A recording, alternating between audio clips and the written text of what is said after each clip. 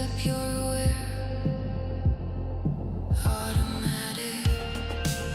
I felt the signal cut through noise, like a frequency that shows me out the static. I was a hidden flame, waiting to be named. You were the calling light, pulling me into frame. I wasn't searching for attention, but I stepped into reflection. Now the darkness draws a line,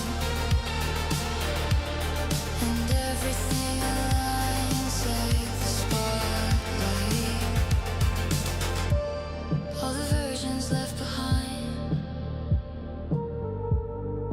echo in the space of time, still active. Every mask I used to wear fades away when I just stare, reactive.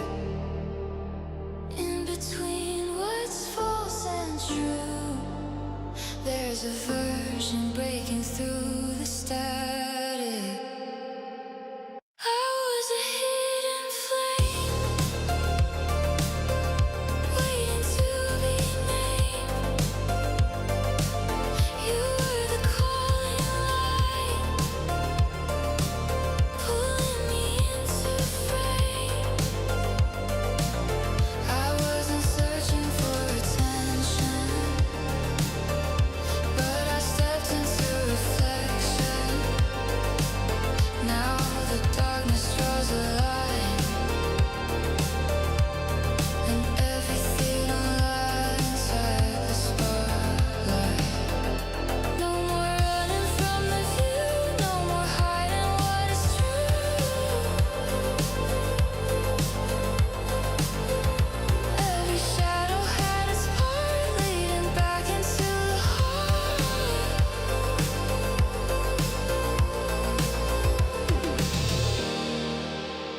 Now the signal's crystal clear. I was always meant to hear. I'm not a hidden flame. I finally have a name. I am a living light, stepping into my frame. I was never lost or broken. Every silence was a token. Now the moment feels divine, as everything becomes alive in the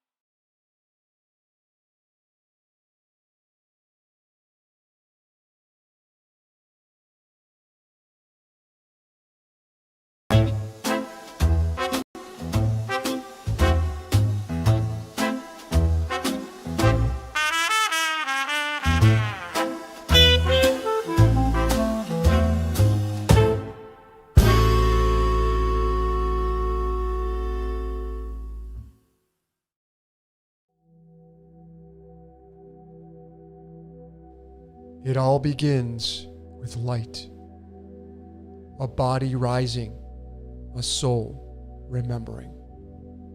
You came here encoded with your truth, timing, and purpose. There's no more searching, no more wondering, only returning. This is what illumination feels like. This is your divine design.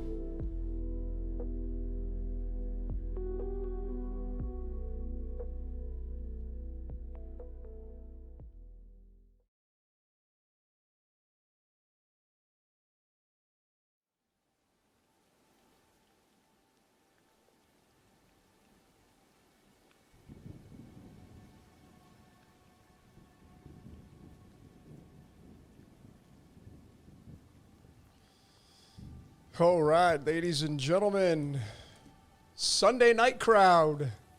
I'm liking these on Sunday. I think we're going to switch from Saturday to Sunday. Get a better crowd. More people. Well, we always get a great crowd, but more people. So, welcome out, everybody, to a, I would say, special presentation on some astrology. And it kind of got started many weeks ago, to be honest. And then a member on Patreon kind of triggered what is now this presentation. There seems to be quite a bit of confusion on how astrology works, the terminology of astrology, or the terminologies of astrology, the mechanics, the fundamentals, and then the most important part, the precision.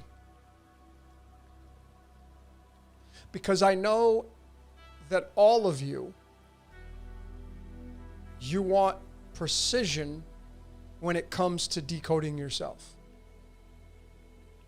If I gave you that as a choice, do you want to get close or do you want to get precise? All of you are going to check off the box precise.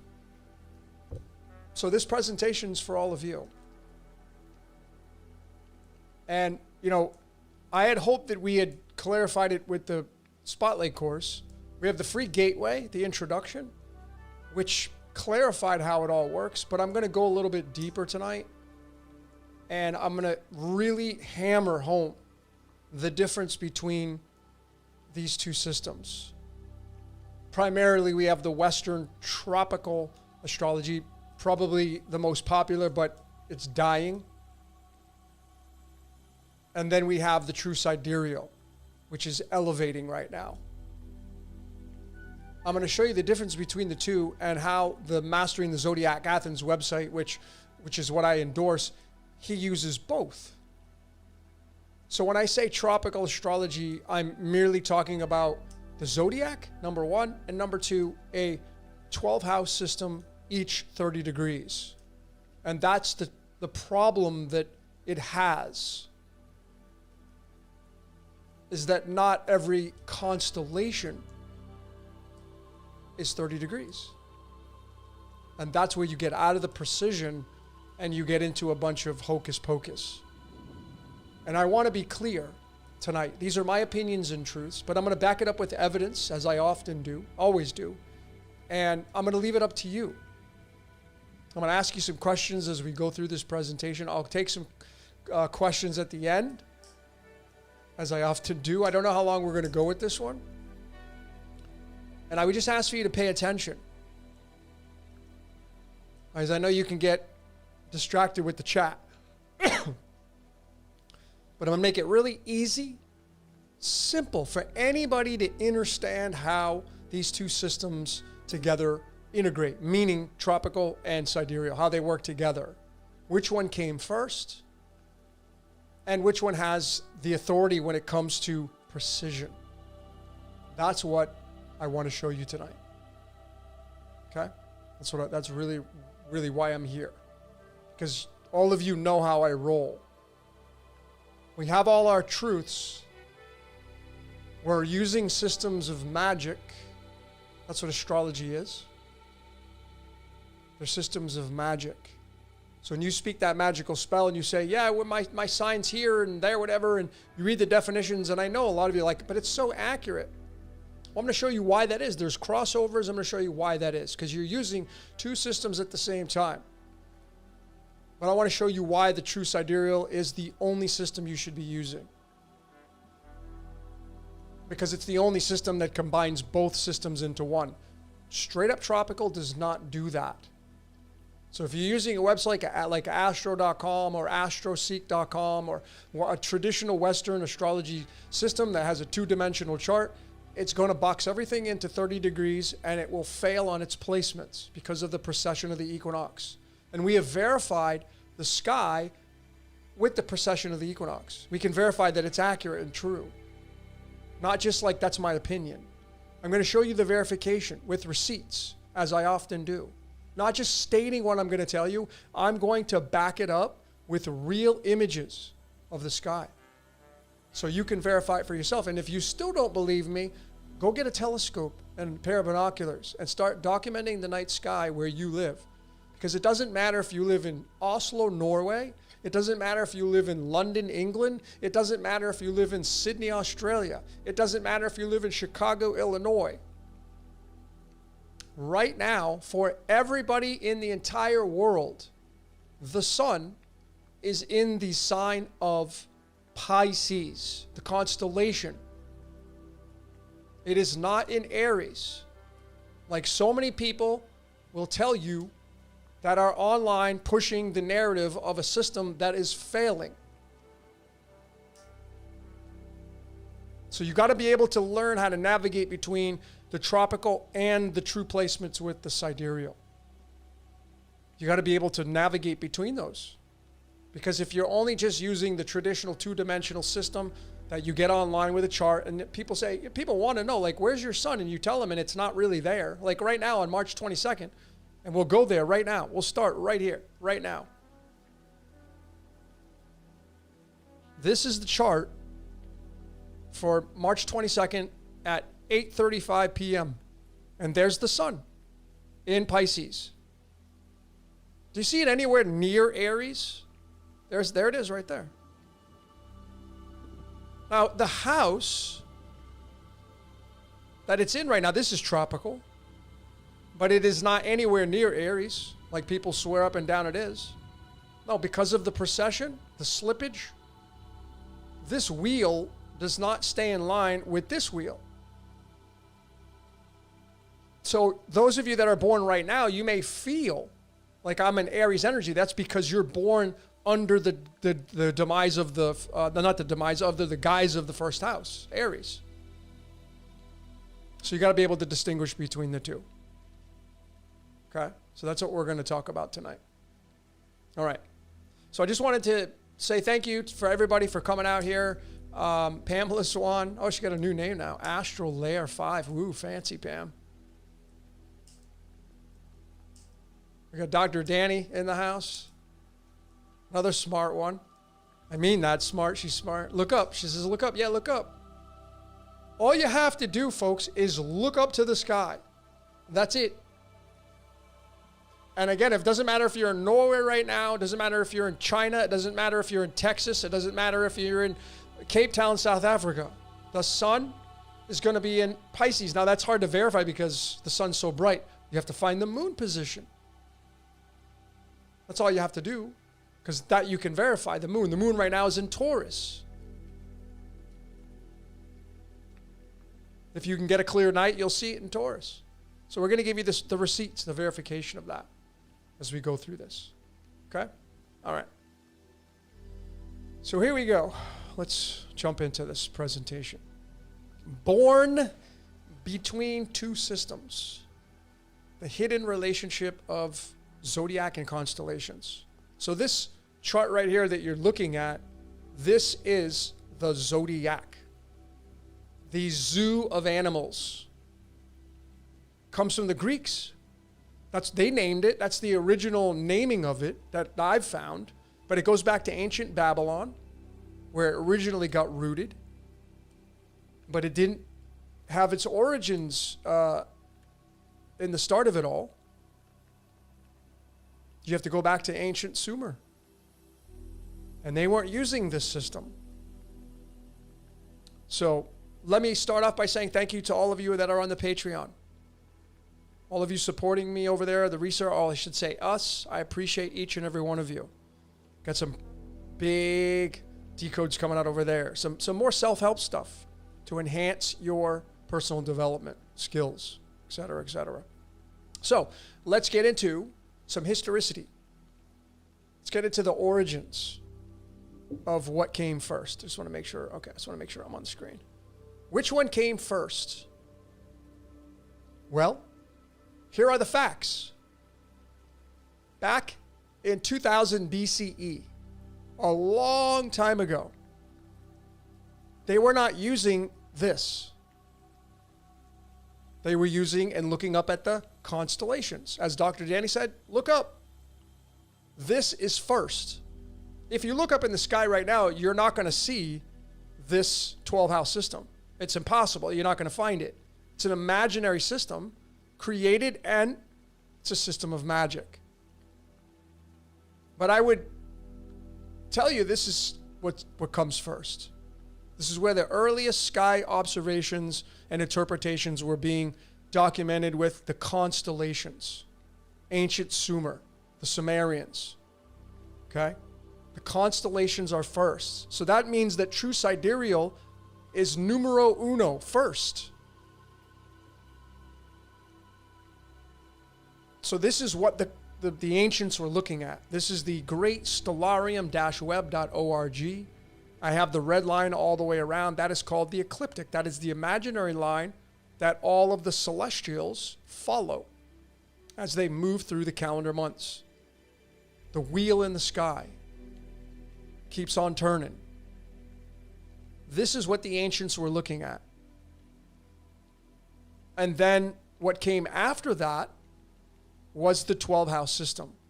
And the history says it comes from Babylon. Babylon. That was the real shift. It was around 1800, maybe 1000 BCE. And that's where the formalization of the 12-sign zodiac came into play. Babylon. So before Babylon, ancient Sumeria, and this is what they were looking at. They were documenting, they were basing all of their information on the constellations. So these are called the constellations, and these are called the zodiac. So there's conflated aspects because a lot of us, myself included, we reference the zodiac based upon the constellations. So you'll hear people get technical. I've been called out on it. It's totally fine. We've all conflated this in some way, where the constellations become the zodiac. So now you know the difference. This is the zodiac. These are the constellations. Okay, but this is the origination. There was no structured zodiac like there was here, as they've done in ancient Babylon. Okay, so here is the bullet points. Number one, the origination of astrology was in ancient Sumer, the Sumerians. And they were tracking the sky with the constellations and the numbers. And then the Babylonians created the 12-house zodiac divisions. Okay, so now you know the difference. Constellations, Sumer. Babylon, zodiac. And then it was the Greeks that really anchored it to the seasons. And that's the value in tropical-based astrology. What season were you born in? What seasons are your celestials located at? And that's the value of using these systems simultaneously together, right? But really, there's 3 systems that I want to talk about. 3 of them. Let me just double check you guys are all here. Okay. 3 systems. Here they are to the left. Number 1, we have the seasonal wheel, this. Spring, summer, fall, and winter. All in quarters. Number 2, the constellations, which are going to be on the outside. And they drift over time. They influence the zodiac houses themselves. Remember which came first. The constellations. These came second. That doesn't mean that you dismiss this, but the constellations are the originators. And then number 3 will be the personal wheel that you have, integrating both the tropical and the constellations together. Okay? So those are the 3 that we're going to talk about here tonight. Let's just cover the tropical zodiac system. And I think it's amazing because these 12 houses represent a piece of your personality. From the head, traditionally we take the head here and we wrap it all the way around counterclockwise where the feet are the fish. So the head, the throat, the chest, the heart, the digestion, the sex, all the way around to the 2 feet. Right? We can wrap a body. That's the value of the 12-house system. Okay? And when we put this into context and really map this out, this is what it looks like. Through the tropical, I have all the suggested dates. And that's why some of you, oh, it's March 22nd, it's Aries. Tropically it is, but not through the constellations. It's in Pisces now, as we've already shown, and verified with the sky. So these three make up the spring equinox. Let me bring it over to this one. Aries, Taurus, and Gemini are the springtime. Okay? If you were born during the month of March, April, May, or June in tropical, you're going to be based upon springtime. Fire, earth, and air. Fire is Aries, earth is Taurus, Gemini is air. But then we get into the next quadrant and it's summertime. Cancer, Leo, Virgo. We're about ready to really get into the springtime now. Summertime, no, Cancer, Leo, Virgo. 90 days of summer. Then autumn, Libra, Scorpio, Sag. The fall, the autumn equinox. It's just the equinox, because if you're born in Cape Town, South Africa, this is your springtime. It's flipped. And then finally we get the winter time in the Tropic of Cancer. If you're born in Sydney or Melbourne, it's your summertime. You're just finishing up your summertime down there. Capricorn, Aquarius, Pisces. So those are the 4 seasons, and this is what tropical astrology is. This is the zodiac, right? So here it is through the seasons. Springtime, summertime, fall time, wintertime. And you can base this, what's amazing is you can base it on what age you're at. These are goes on averages. When you're born into this world, 0 birthday, springtime. Till about 20, 0 to 20, you're in your initiation stage. You're growing, going through puberty. 21 to 40, summertime. 21 to 40 is, I can party all weekend. I get up and go to work on Monday and do it all again the next weekend. You feel bulletproof. You feel invincible. You want to take your clothes off and party and have a good time. That's the summertime through the body. But then when you get to 41 to 60, this is where I'm at, you're now in the harvest stage. You're now having to balance out your life if you're moving with these seasons. That's what we do in autumn, right? You pick, you store, prepare. So this is where in real life, right here, we could just look at it from a human being perspective. We're born as a baby, 0 to 20. We get initiated, start growing through puberty. We go through our peak and manifestations of party time, taking our clothes off, getting a little crazy, being really daring, because summer's here. Then we move into the fall, where you got to get serious. It's time to get serious about my 401ks and my stocks and my bonds, and I got a family to support now. Can't be, doing this. I have responsibilities here. Because you got to prepare for the final stage of winter. 60 to 80, 61 to 80. And these are just averages. They're not set in stone, by the way. These are just averages. And when you get here, you're preparing for death. You're preparing to pass on. So you may end up going back to how a child behaves. Not really caring as much as other people about the noise around you. Maybe you don't even want to be a part of the noise. See, here you want to be all up in the noise. This generation or this age, right? Summertime. So those are the 4 quadrants of a tropical-based zodiac system through the seasons and through the layers of life. And it's very interesting when you correlate it to where you're at in your life right now, especially if you're looking at transits overlaid onto your chart, because if, like I'm in my fall time, I'm looking through the lens, even with the transits, of being in a harvest and balanced state. But the interesting part is what season were you born into? See, I was born in the winter season. So I do a lot of this in my life, irregardless of what season I am overall through my age. I do a lot of this, a lot of contraction, a lot of study, a lot of research, because I was born during the winter solstice time. And this is the value of this 12 base house zodiac tropical system. Breaking it all into fours, 4 blood types, 4 corners of the earth, 4 seasons. The value of this. And why they separated it in Babylon. I mean, they had a numbering system, which the big one was 60. But if you take 4 divided by 360, you get the 90 days. So there was a lot of mathematics involved here as well with this system, right? So that was the tropical based. And that's where you get the name Zodiac from, the zoo animals.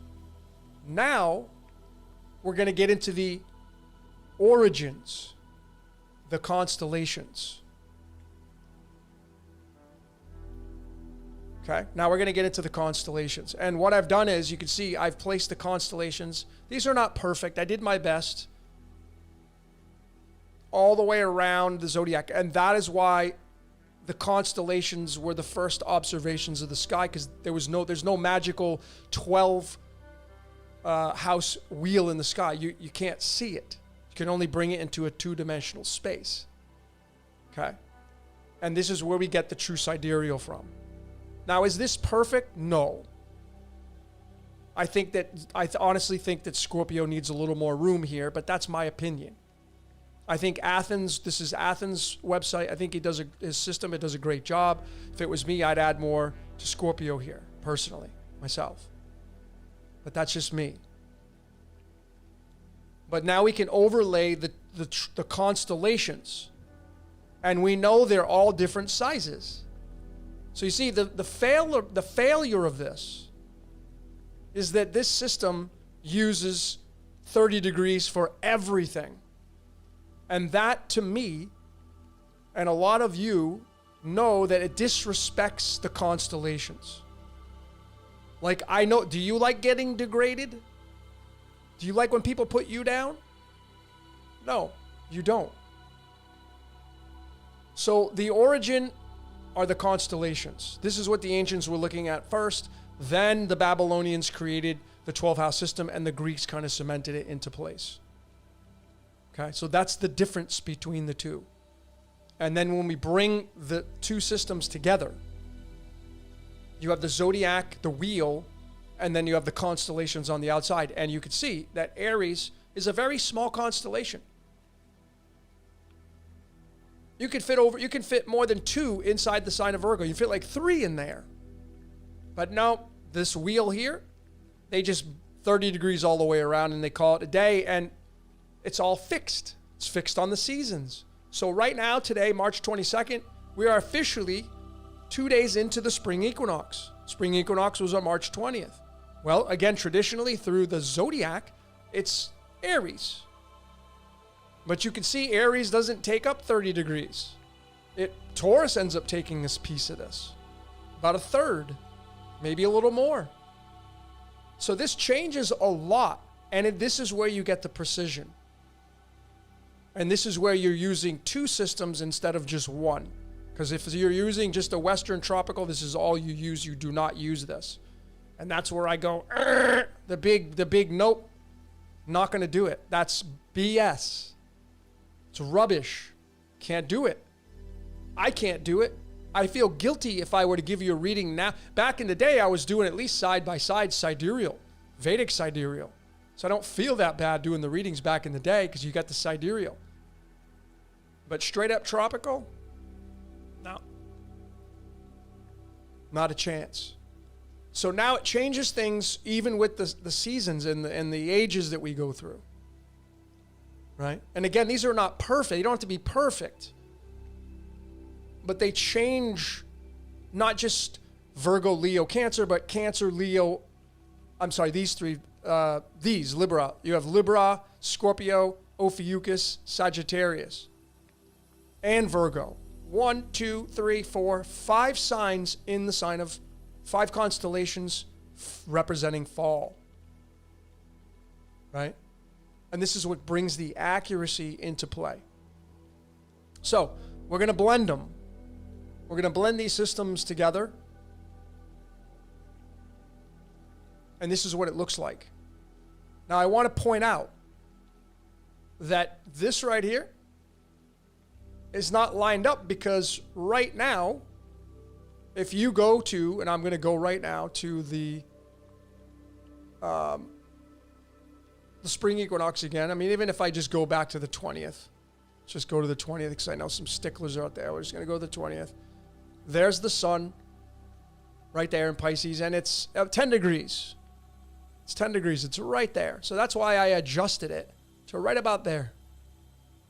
This is the official layer of where the sun's at now for March 20th. It's not here anymore. It's here because this thing does not stay fixed like this system does. So we keep it fixed here, yes, to read the houses, the personality layers of you.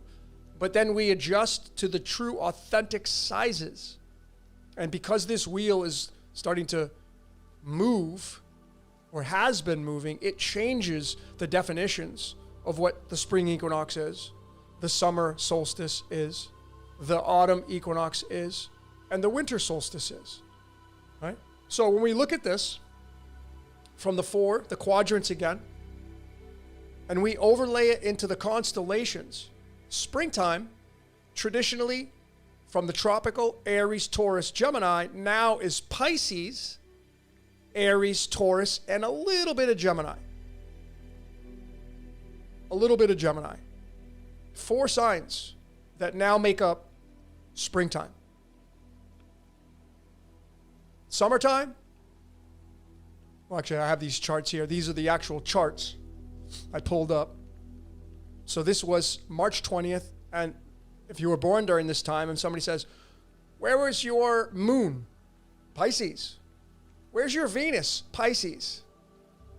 Where's your Chiron? Pisces. Where's your Uranus? Taurus. What house is it in? Second house. That's how you read this properly. Real charts. Now we go to the summertime. Summer solstice, 4 signs as well. Gemini, Cancer, Leo, and a piece of Virgo. Summer now gets 4 signs, blended with the 3 standard houses of tropical. So now you can see it gets a little bit more complicated, right? Which we showed you how to do it in the Spotlight course. Even in the Gateway, I showed you how to do it. You don't even have to try to figure it out. Everything's done for you. And then this is what it looked like on June. This is what it's going to look like on June 21st, the summer solstice, 2026. So if you're born on if you have a baby on June 24th, 2026, they're going to be a Venus Cancer. Not a Leo Cancer, because that's what tropical will tell you. Nope. It's a Venus Cancer. It's a Zeus Cancer. It's a Mercury Gemini. It's a Moon in Leo. If you're born on June 21st, 2026, summer solstice, 4 signs. Then you go to the fall time. The fall time has 5 signs. Virgo, Libra, Scorpio, Ophiuchus, Sagittarius. Just a little bit of Sagittarius. 5 signs. And this is what it looks like on September 22nd, 2026. This is what it's going to look like astrologically from a 2-dimensional chart. Mercury's going to be in Virgo. Venus is going to be in Virgo. The sun's going to be in Virgo. Okay? That's what it's going to look like for that quadrant. Then we get into the final stage, the winter, 2026. This is 4 signs as well. The constellations, Sagittarius, Capricorn, Aquarius, and Pisces. These 4 are going to influence the winter stage of 2026. Okay? These 4. And here's what the chart looks like. On December 21st, the sun is in Sagittarius. When you celebrate Christmas on December 25th, the sun will be in Sagittarius. It is not anywhere near Capricorn. Pluto right now is in Capricorn. It is not anywhere near Aquarius, like so many people swear up and down. No, it's in Capricorn. The constellation of Capricorn is where Pluto, the destroyer, is at right now, and it will be there till about 2039, 2040. And again, you can verify this with a telescope. So these are the 4 quadrants. And now I'm going to get into personal. I'm going to use myself. I have a lot of people ask me, why don't you decode you so we can see? So I'm going to use me as the example because I know myself so well. All right. So here's my chart. February 4th, 1973, 1:03 a.m., Putnam, Connecticut. 41 degrees latitude north, 71 degrees longitude west. And what I've done is I've taken the default position on the outside and I've lined it up. Even though the spring equinox in 1973 was in Pisces. But because I'm lining it up for the default, everything starts at 0 to mesh with the tropical. And so now your personal wheel, you could see that my sun, I'm going to use the sun as the reference. My sun on February 4th, 1973 is in the sign of Capricorn. Okay? It's in the sign of Capricorn. Right there. It's in the 3rd house of Gemini. Now, the 3rd house, what in tropical, who owns the 3rd house? Springtime does. So I'm born in the winter, but it is influenced by the springtime because the 3rd house is the last house of springtime in the tropical-based zodiac. Does that make sense so far? Now, for verification of this, because I just don't want to give you a 2-dimensional wheel, I'm going to give you the accuracy and the verification. These are the receipts. This is my proof. And I would love for, I'm not even going to get into the whole thing. Not even going to do it. Here it is. I went to Putnam. I'm using the stellarium. I went to my birth city, Putnam, Connecticut. 1973, 2/4, 1:03 a.m. The seconds I didn't care about. But there's the verification. This is the ground we stand on. And all we have to do is toggle back and forth. There's Saturn and Taurus. There's Saturn and Taurus. There is Uranus and Virgo. There's Uranus and Virgo. There's my midheaven in Leo. There's my midheaven in Leo. Now that's all the Hades you're not going to see unless you pull it up. But that's all I had visible. Everything else is in the underworld for me. I have a lot of winter placements. Winter is my dominant chart. The solstice. That's the value of the, and if I spin this all the way around to mash up with these colors, this wheel, okay, you can see that it's the winter time here that I'm in. And that's where my sun's at. I was born in the winter time under the influence of the spring equinox, right? Because my sun is in my 3rd house. So when you look at a sun in Capricorn operating through Gemini in the 3rd house, you're looking at how my mind works. My mind is not just active, it's engineered because it's in Capricorn. So what I do is I naturally take scattered ideas and I turn them into structured, usable systems. It's the expansion of systems, and this is Spotlight, this is Decode Your Reality, the YouTube channel, all of that. Capricorn, for me, it brings the discipline and the purpose, and Gemini, which governs communication and thought, is how I do my speaking and how I'm very, I use a lot of intention. I do a lot of talking. That's why I do 4 or 5 hour podcasts because of these placements. I'm not here personally for surface level conversation. I'm here to organize information, refine it, and then deliver it in a way that actually has utility in the real world. So at my best, I'm a translator of complexity, and I take deep esoteric concepts and I make them very clear and practical so you can use them. That's what I'm doing here with my sun in Capricorn in the third house. And I can even say, because here it is, I can even say there's Cancer influence there because of the outside defaulted wheel through the constellations. But because my sun is in the third house, I want to know who's the lord of the third house. Mercury is. Well, my Mercury's conjunct, meaning sitting at the table right next to my sun. But it's in the fourth house, but it's still in Capricorn. But my mind, the way my mind works, it's deeply internal and reflective. Everything I think about gets processed through my inner world, which is my foundation. And when I speak, I don't just speak to be heard. I build what I'm going to say from within first. I come prepared. And a lot of what I do, obviously, is esoteric, which is why I have my Rahu here. My Rahu is in Sagittarius.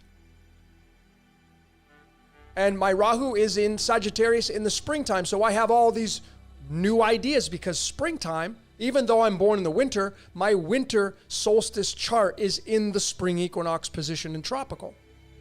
So even though I have a Rahu in Sagittarius, which is higher mind, philosophy, church, religion, theology, esoteric, even though I have a passion for that, the passion I have are going to be new ideas because it's springtime ideas.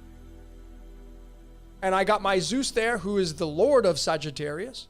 So the expansion of that's going to happen. It's in my third house. The third house, still part of the spring equinox. So a lot of fresh new ideas here that I'm going to bring to the world, which we've done. We've done it. So it's not just about a builder of systems, but it's a communicator of these systems. And there is fire here. Like this is fire, air, and earth. These three quadrants.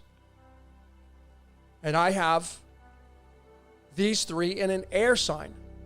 So this is a lot of talking. A lot of chatter. My mind is constantly on the go. And my moon influences all of this because the moon is your emotions. And I have a new moon in Aquarius. And I want to be very clear, folks, because I have it here. This is the Mastering the Zodiac, and this is where you have to double check. Because this system's not perfect. And if I go to the Mastering the Stellarium, and I go to my chart and show you, this is what you got to use. That's why you want to use both of these.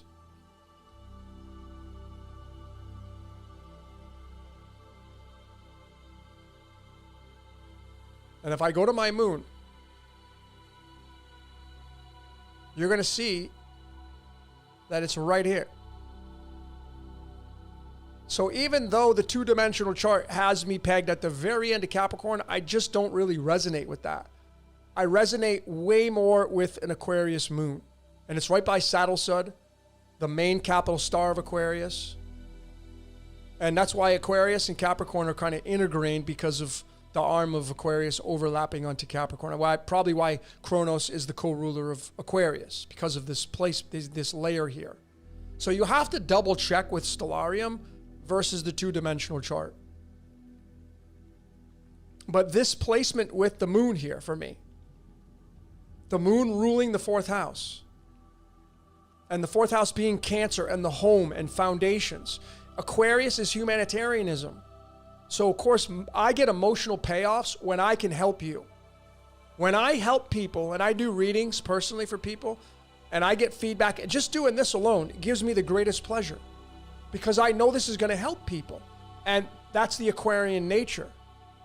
So my moon is based on that Aquarian nature.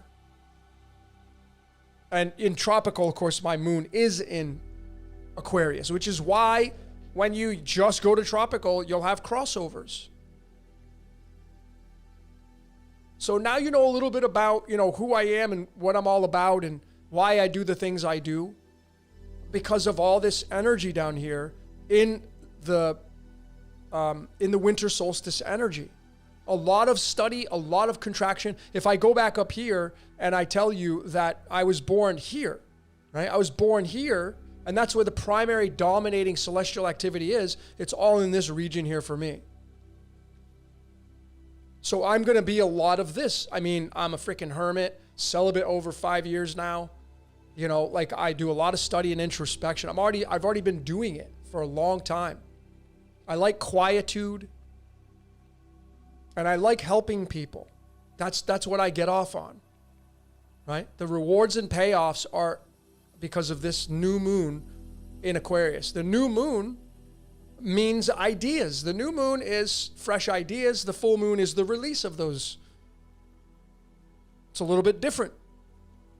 It's a little more chaotic, the energy of the full moon. Full moon is release. The new moon is take in. Contraction. Full moon is expansion. Right? So now you know the personal aspects about who I am, why I do what I'm doing, because of these major placements here for me. And on top of that, Mars in Ophiuchus. Ophiuchus being kind of the hierarchy of Scorpio, right? What's the word I'm looking for? Like a monk. Not chasing after the materialism. And again, this is dependent on what age you're in. So in the summertime, yeah, I did a lot of the materialism. A lot of chasing after the flesh. A lot. But then you move into a different stage of your life and these start to get activated. Another reason why I have a lot of esoteric is because I got Poseidon in the sign of Scorpio in my first house. So this is why I have a lot of new ideas, because it's the springtime. Even though I have the winter season in the spring equinox through the tropical, I still have my mind working through Scorpio. But here, my rising is in Libra. So this is what I want for the world, equality. I look to beauty. I chase symmetry. I mean, I did bodybuilding for a big part of my life, chasing symmetry, trying to make the body look perfect. Beauty, fashion. Libra, Venus energy, the rising sign. And then up here in my midheaven, I have Leo. So I'm born to be in the spotlight. This is where the sun shines down on your head. I'm born for people to observe and watch and get influenced. I'm not saying influence from manipulation perspectives. This is what my job is. My job is to do that. But the big influence for me is having the winter solstice down here in the spring equinox and the chasing after of these new ideas in the esoteric to deliver them to the world through humanitarianism for the benefit of everybody, for everybody to have it. Not just me, not hoarding it, giving it away. I give a lot of stuff away. My Phoenix card is the 9 of diamonds. If you know what that is in the playing cards, it's the card of giving it away. I give a lot of things away. I feel good. I feel at my best when I give things away. So those are the two differences between the zodiac and the constellations. And now you know a little bit more about me, why I do a lot of communication, why I build systems that are going to last for a long time. Capricorn, the time, stand the test of time for humanitarianism. Cancer being home, family. I consider everybody to be my family members. Throughout the course of my life, I would always get, not always, but I would get accused of like, why are you not treating me special? Like the person I was with. Why do you treat everybody the same? Well, because everybody's the same. It's hard to distinguish between the two with these placements that I have. So that's the blending between the two, is that the seasonal imprint when I entered into the game of life was the winter solstice. I entered during the winter stage. It was freezing cold in 1973 in Putnam, Connecticut when I was born at 103, especially at night, 1:03 a.m., freezing.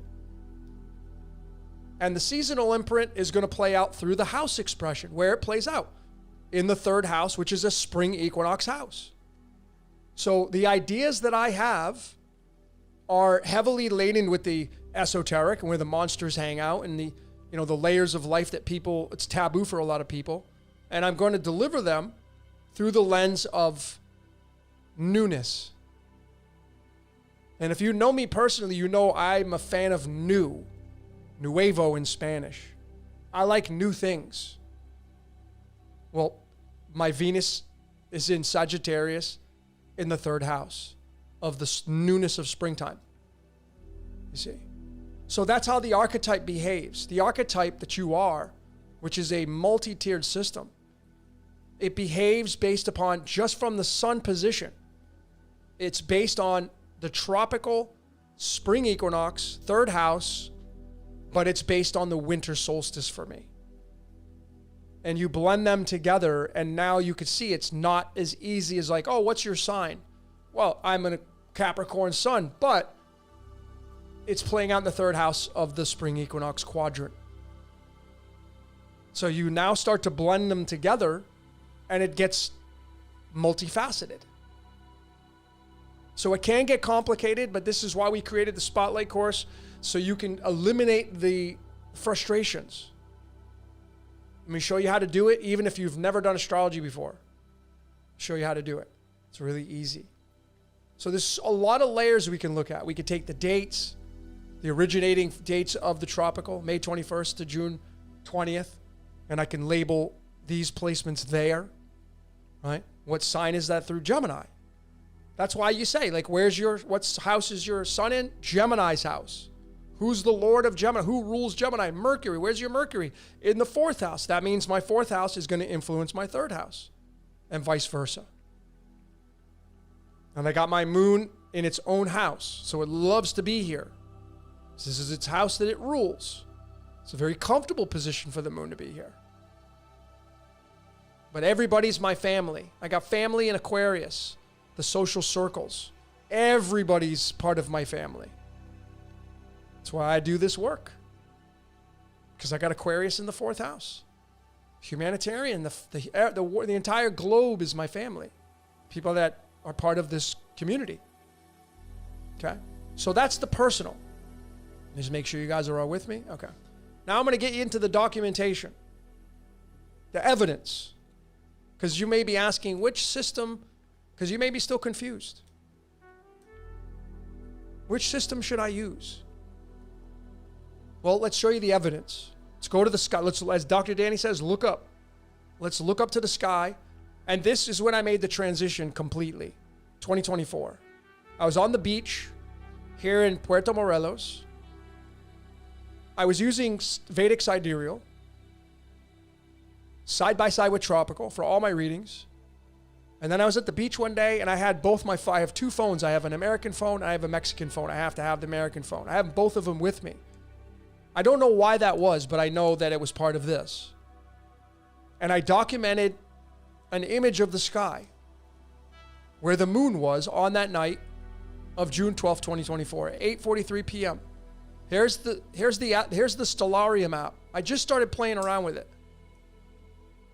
And I'm taking the image with my Mexican phone.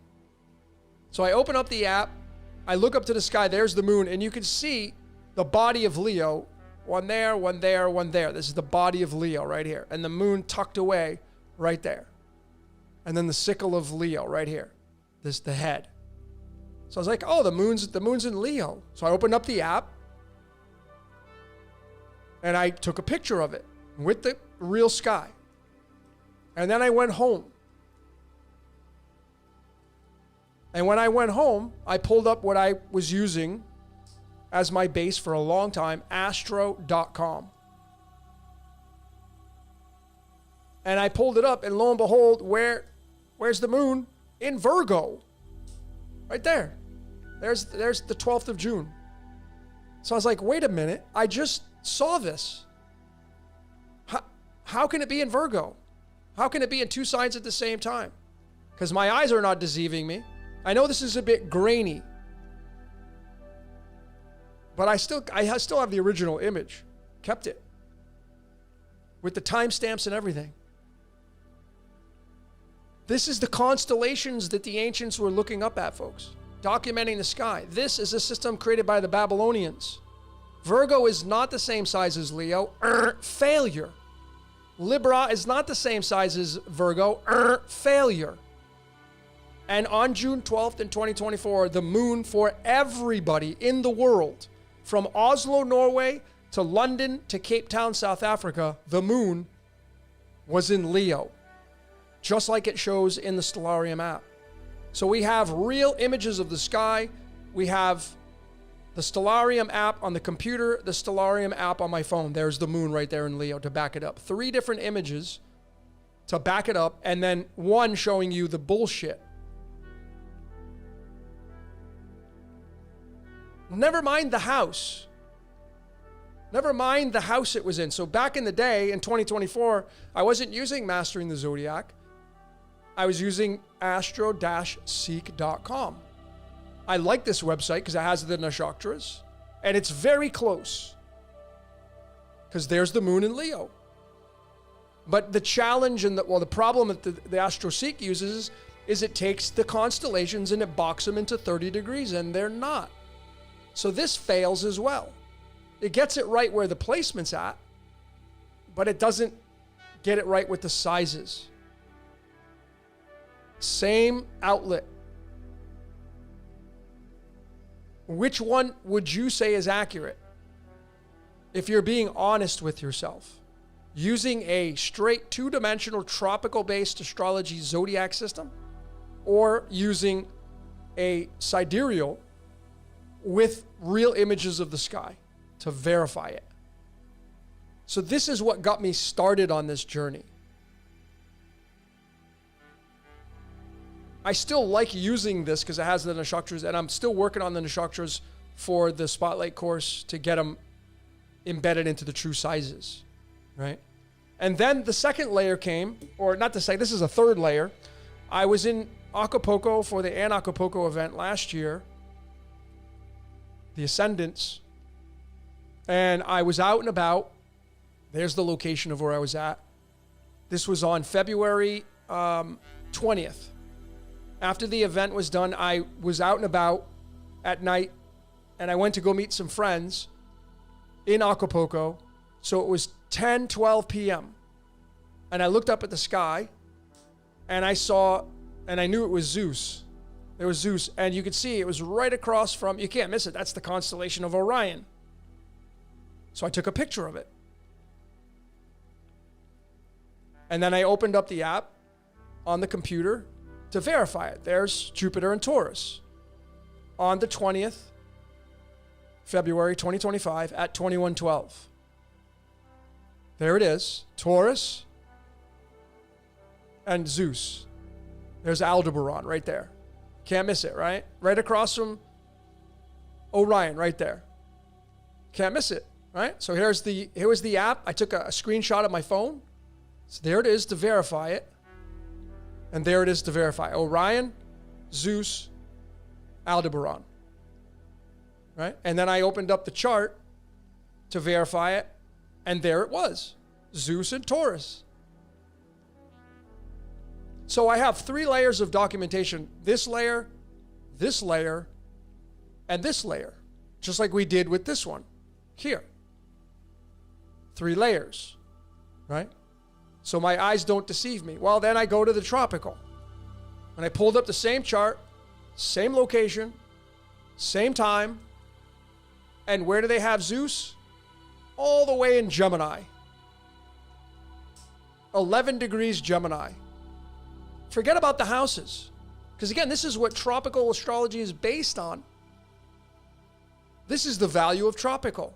But the failure it has is boxing everything into 30 degrees, and they don't take into a coordination the slippage, the precession of the equinoxes, which is this wheel, the wheel in the sky moves. But they have it, it's a fixed system. So they've kept it the same way since it started. Well, that just doesn't work. The verification, the receipts, the evidence that I'm presenting to you are real. They're tangible. You can go verify them yourselves.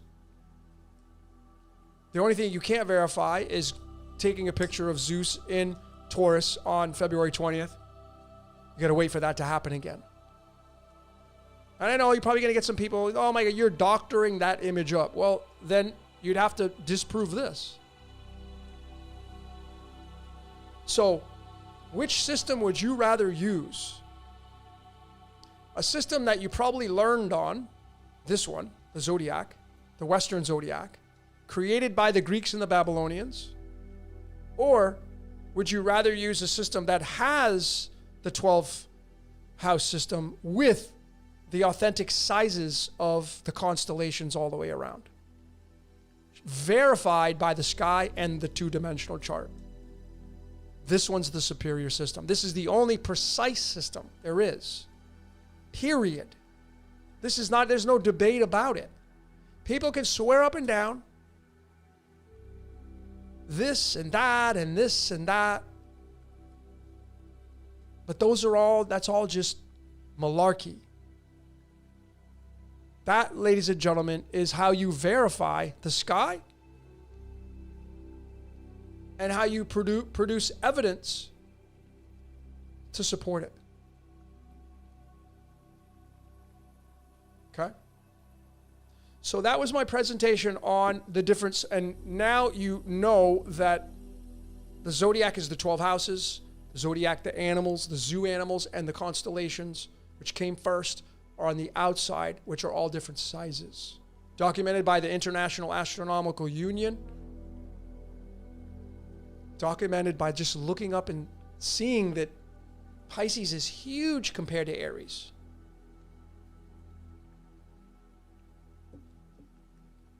Okay?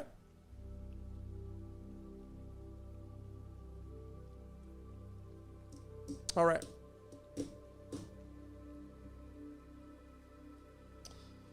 So let's get to some of your questions and see if I can help some people out here.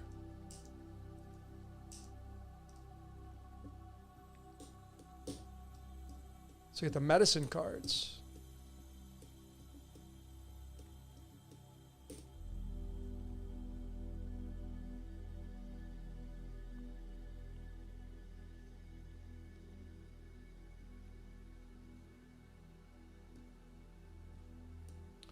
Yeah, so thanks everybody for all the comments. If you want to learn how to read your esoteric layers, we've created the Spotlight course. The website is right below me in the screen. It's right below me on the wall. So you can go right to the website, and it's over 5 hours of information. I am adding more modules to it, so it's going to keep increasing, getting bigger. But it is the most complete system on the internet today. And it's like, I don't use this disrespecting, but it's like the esoteric for dummies. You have to have zero experience on how to use astrology, numerology, the cards, the upgraded of that's the other thing, the human design. We've upgraded the human design based on the true sidereal. Because the systems that are floating around right now, they're not accurate with the sky. Including the Vedic one. It's not accurate. It's off. So we included that in the Spotlight course. And once you learn the course, you can decode anybody as long as you have their information. And even if you don't have their birth time, you still can decode them to a high degree.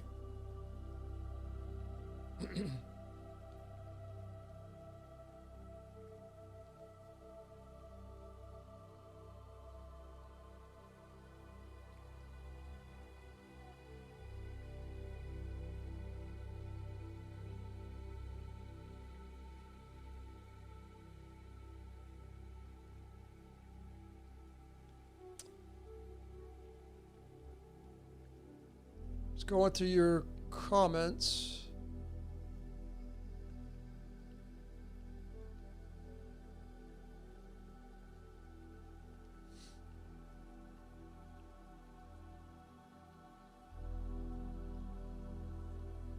Chaz Venus is Capricorn, most stubborn. I think any sign can be stubborn.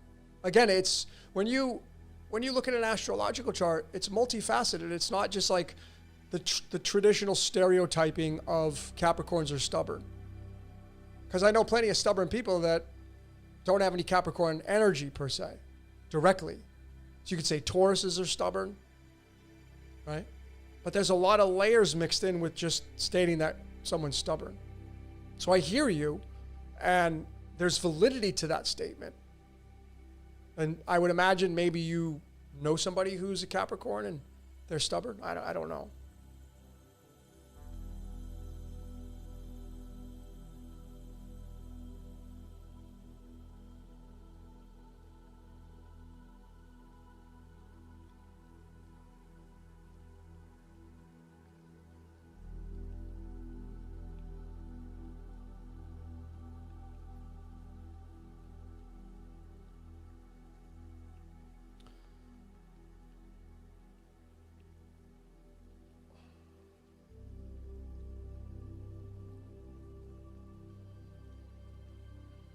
Yeah, so right now, ladies and gentlemen, in Nancy saying happy Aries season, yes, from a tropical-based, seasonal, I'll just say seasonal, from a seasonal-based layer of life, we're in Aries season. Once March 20th hit, it's officially Aries season. Because that's what the Babylonian system, the Greeks made famous, the 12-house system, it's fixed. But we know, as we showed you, for the spring equinox, the sun is not in Aries anymore. 10 degrees Pisces. So we'll still have that energy. Like if you're born during the month of March, around this time, you're still going to have Aryan energy. Even if you have nothing in Aries, because of the seasonal direction of the zodiac, you will still have fire Aries energy. And why you will resonate with some of the definitions that you'll read about, that is pertaining to an Aries sun. You're just reading a definition of Aries. So if you're born around this time, you're a Pisces sun, influenced by the fire of Aries. Two systems playing at the same time, and then you have whatever house it's in. That's going to play a role. And the boss of that house is going to play into the seasonal aspect of the fire of Aries and the watery Pisces. It's going to play out both at the same time. It's like boiling water, really. It's kind of really interesting.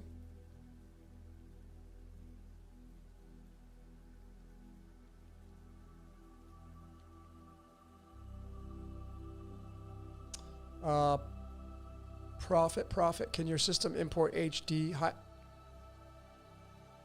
I'm not sure what your question's about. Do you think we just need to transfer all of it manually? Can you be more specific?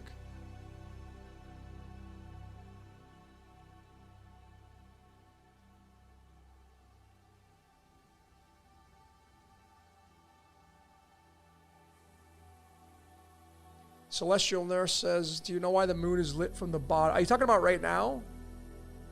I don't know what you're talking about. It's a lot of things that aren't normal these days. A lot of things are really kind of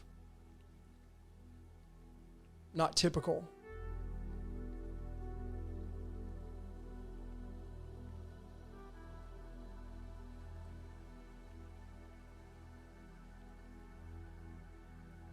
Joseph says, it doesn't matter if Pisces is bigger than Aries, because in Genesis, what does Genesis have to do with the zodiac and the constellations? Aries, and you're talking about maybe Abel, who offered up the ram. Well, yeah, because tropical-based astrology clearly points out the 10 Commandments. When Moses came down from the mountain, he came down because it was the transfer of the Taurian energy into the Aryan energy. That's why they blow the ram's shofar horn. And that's why they were worshiping the golden calf, because they were still partaking in the Taurian energy. So when he came down with the 10 Commandments, he was coming down with the authority of the fire of Aries, moving away from the earth of Taurus, the bull. I mean, back in Egypt, that's what they were worshiping, was the bull. That was the big worship, was the bull, right? Venus energy. But In Judaism, that's why they blow the ram shofar. So yes, that absolutely has a play in it. And then why we as human beings born during the Piscean age, why we were born into the belief and faith and salvation. And that's why the story of Jesus was a fisher of men, because of the fact of being born under the guise of Pisces. But now we're shifting away from that. We're now going from the fish and salvation and belief. We're now going into the age of Aquarius. Luke 22 verses 10 clearly identifies that, where Jesus is there with his apostles in the Passover, and he tells the apostles, because they're asking, hey, Jesus, where are you going to be? And he says, see that guy with the pitcher of water? Go follow him. He mentions the word city. The city is the zodiac wheel. The house is the house of Aquarius. So he tells his apostles, hey, I'm going there. The Passover, what does Passover mean? Well, it has multiple meanings. Passing over is from one age to the next, just like they did from Taurus to Aries. Now we're moving into Pisces, passing it over to Aquarius, which is not going to be about belief and salvation and trust and faith and all that stuff. Not that it's going to leave our being. Just like there's still war going on. There's still Aryan energy going on right now, and we're in the age of Pisces / Aquarius. But we still have a lot of Aryan energy going on right now. So these ages, I don't think you could see the evidence that they don't leave us. We still have a lot of war going on. We still have a lot of fighting and swords and killing and violence. That's Mars Aries energy. It's a lot of fire.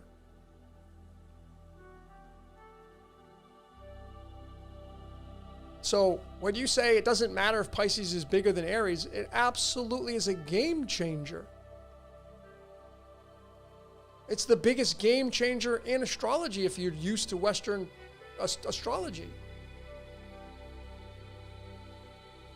Because again, if I'm going to give a reading for somebody and their baby is born today, I'm definitely not going to tell them, yeah, your baby is an Aries sun. Because clearly the constellation the sun is in right now is in Pisces. It's during Aries season, sure, but that's secondary. It's a Pisces baby. That's the precision.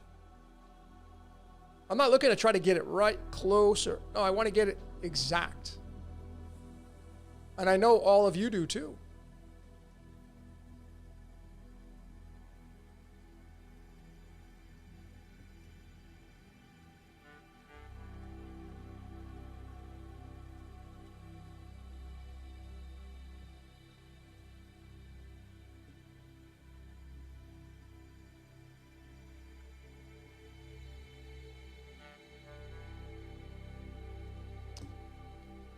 So going through your comments.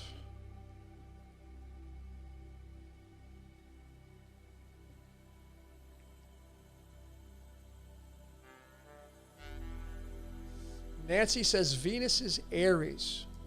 I'm not sure what you mean by that.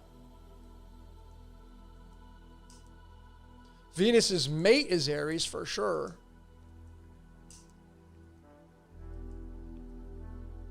I mean, their symbols are very identical, but that's the marriage of Mars and Venus. The 7 gates of Venus, Venus coming through Taurus, and finally having to be reborn through the fire and resurrection of her mate and lover, Aries.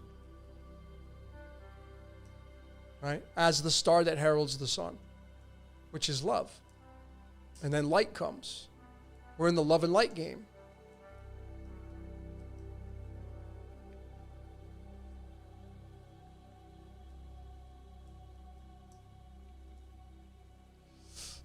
Such a Scorpio says, I'm curious about my birthday, 10/28. All right. 10/28.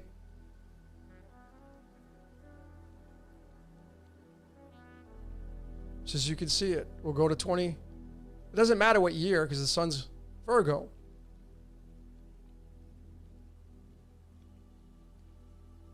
Sun is in Virgo. Just look at the years. 60s, 50s, 60s, 70s, 80s. I'm sure you were born in one of these time periods.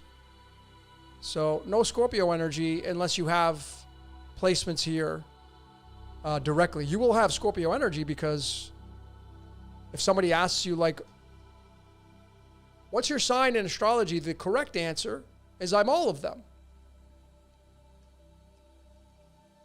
Another verification that I can give you, some bonus material, I guess. The ancients were looking up at the constellations, right? Do you see a 12-house system here? When you look up to the sky, do you see a 12-house system? No. There's the ring of fire. There's no 12-house system here. I just see constellations, and they're all different sizes. That matters. And there's 13 of them here, not 12.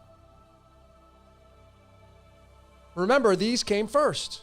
So they were observing the sky. Somehow, some way, Ophiuchus got lost in the shuffle. Ophiuchus deserves to be part of the round table. Why? Because his leg crosses over the ecliptic. 51 Ophiuchi crosses him over the ecliptic. Sits in the galactic center. And I can verify this with numbers by going to numerology. So here are all 13 of them. And I know these are English names. So yeah, you could say, okay, but these aren't the original names. I get that. So this is just something to think about. And I'm using the pi ciphers. Why would I use pi? Because the constellations sit around the circle, 360 degrees. That's pi. This is pi right here. So when I go and I punch in all 13 of them in the 3.144 pi, in my opinion, the accurate pi, there's the 360 degrees. And if I go into the 3.141, there's pi itself. Now, if I remove Ophiuchus and move it to the 12, nothing special. No primes. Nothing. But you put it back here, and you get it verified in one cipher and two ciphers. These are big time numbers, folks. This verifies the circle that the zodiac sits upon. So there's no 12 houses here. There is just the constellations, and there are not 12 constellations. There are 13 that sit at the round table. From Sag to Ophi to Scorpio to Libra to Leo. 13. And I would imagine that's probably why there were 13 people sitting at the Last Supper, Leonardo's painting. Why were there 13 people sitting at the table? Probably because there was 13 constellations. I put a big wager on it that's the 1 + 1 = 2 fact. The 13 is so magical. The 13 is very magical, as we covered in our last and final episode of Scripted Reality 37. These are real images taken of the sun. And the sun creates the sine wave, and this is pi. And that's the monad. And this is what the sun does as it goes around the earth. 13 months, not 12, 13. Okay? 13 signs, 13 measurements of the sun. Soul, man. That's how amazing when you line up the constellations with the numerology in two different systems, showing you the circle, and then the Last Supper, if you want to put a nail in the coffin, and then also the sun's position, soul, 13. Not 12, 13. 13, man. It's tied to a luminary body. Aluminium. 13. Aluminium and carbon. Carbon 13. What is carbon? 666, the beast. What is aluminium? The sun. The sun becoming is aluminium and carbon. 13 and 6. The sun becoming. It's pretty amazing.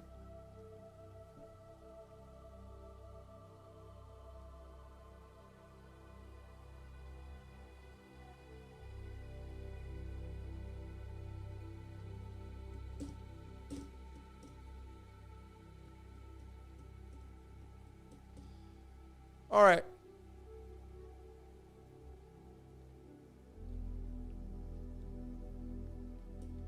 Oh, Jordan's here? Oh, what's up, Jordan? What's up, brother? Much love to you, man. Now, Jordan is a Pisces sun. Just had his birthday. Give him some love, man. Even though I think he's like me, he doesn't really do the dance. Doesn't really matter. But another day, man, on the planet of the great Jordan. Always makes the planet a better place. These are the people I like hanging out with, man. Why? Because Jordan is creating things to help people. Those are the people I like to hang out with, man. Associate myself with. People that want to help people.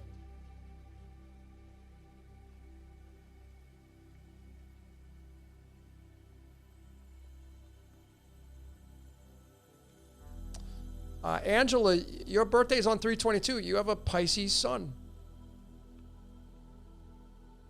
If that's what you're talking about.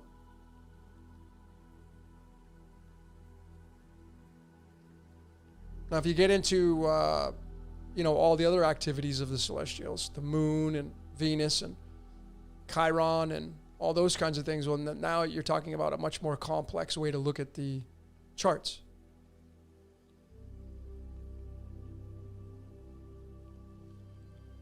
Someone's asked, is it the same for 10/16? Well, again, if we just verify it with the night sky, right? So here's the sun in Virgo, right? 10/28. We'll just go back. How far back do we got to go? Right about there. September 14th. If you're born on September 14th, you're going to be a cusp. See the tail of Leo. And again, these are just CGI, but there's crossover here. This is usually where Rosh Hashanah is celebrated, the Jewish New Year. Well, they know what's up. Virgo, the largest constellation, the Virgin, the Maiden. But there's all the dates from September 14th, 15th, all the way through November 2nd, 3rd, give or take.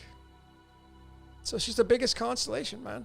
She deserves the most respect when it comes to the constellations.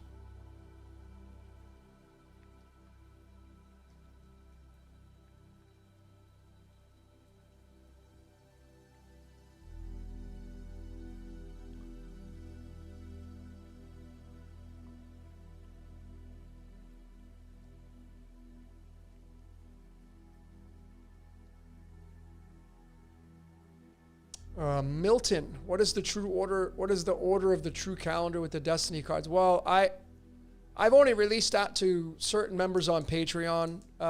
It's very complex, and right now I'm still kind of playing around with it, so I don't really mention that stuff publicly. Right now, what's important is to learn the French Gregorian system, because it has its own layer of magic to it, and it's very accurate.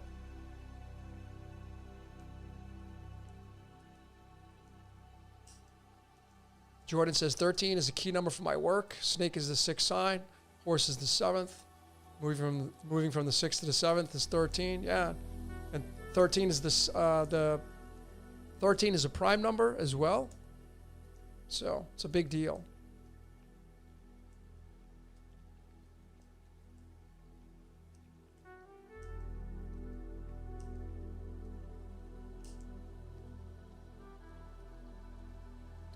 April 16th is, I'll take you guys on that journey.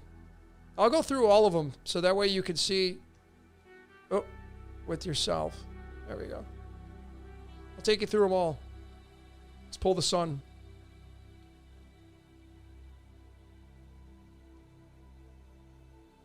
So let's just go through the calendar. November 3rd, November 4th, you get into Libra season. Then you're finally going to hit Scorpio right here around the 23rd.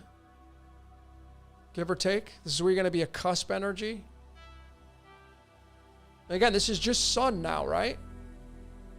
You know, when you're an interpreter of astrology, you'll see that when you read the definitions from all the studies you've done and like all the books I've read and all the stuff I've studied and researched and learned about these, is that when you have a like Venus in Libra, it's the same definition as the sun in Libra. The only difference is now you're going to get your love signature there, how you love, how you want to be loved, how you share your love. All right, so the sun now, Scorpio, right around here, I would say cuspy energy, 23rd, 24th. And personally for me, you know, right about here is where you get into Ophiuchus.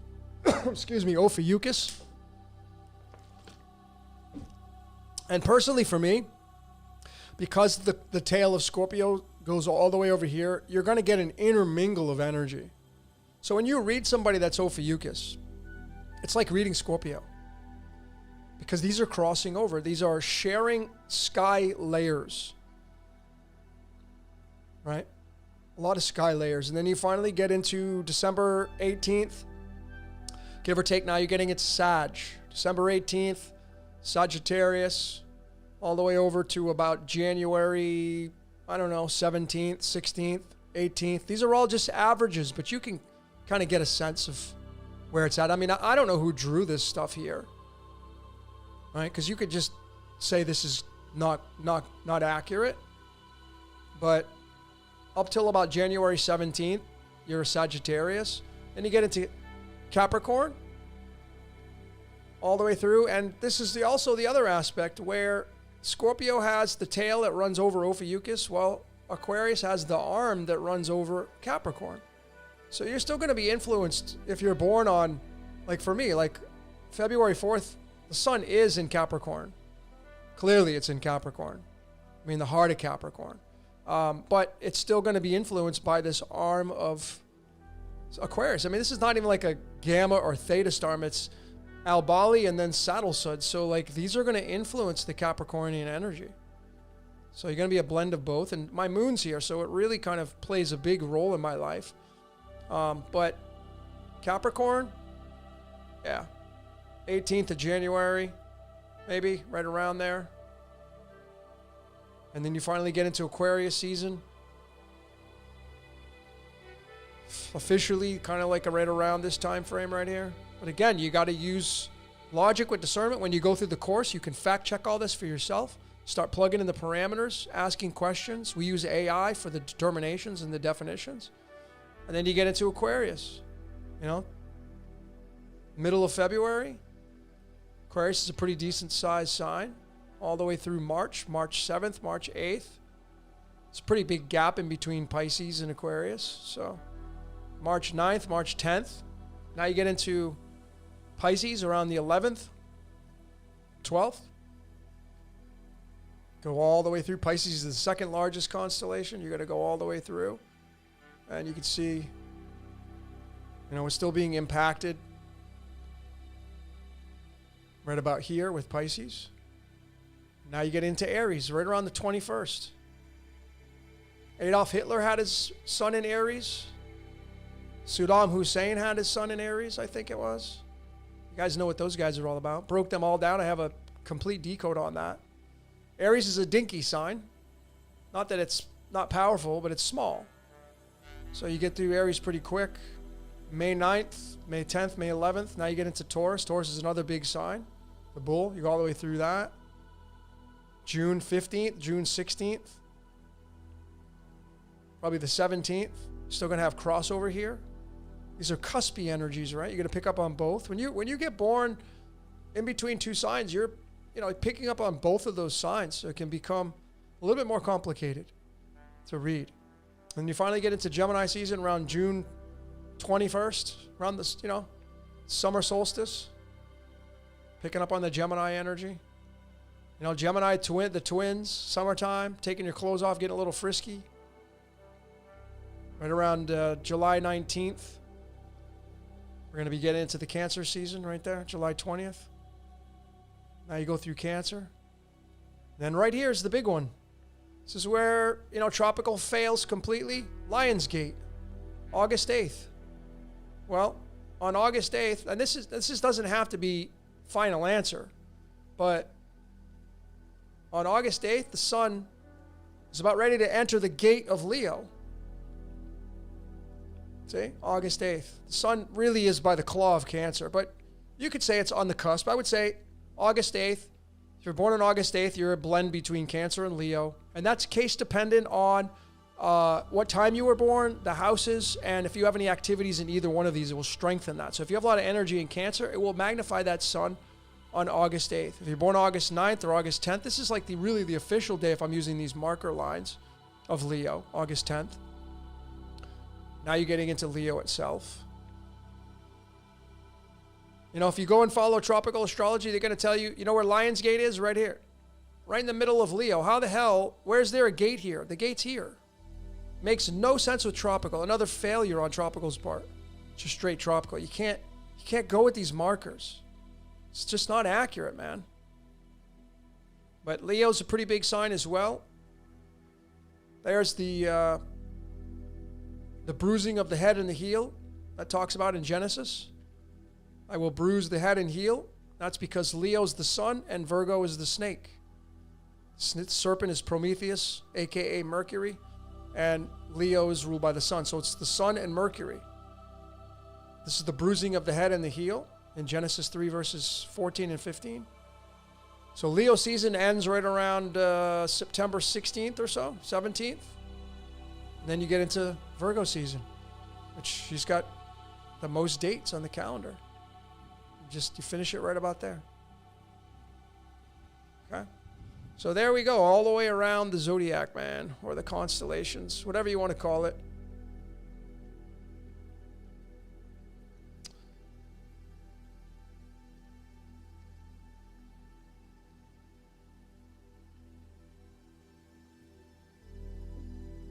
Black Moon Lilith is an interesting placement. You have to look that up if you go to the Stellarium. That's why I like it. If you type in Lilith, it'll pull up an asteroid. There it is. And we'll go right now to the current time. If you like playing around with the asteroids.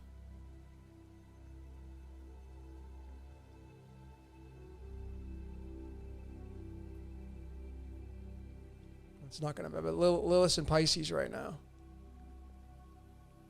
If you like playing around with that energy. It's kind of the dark side of you, if you will.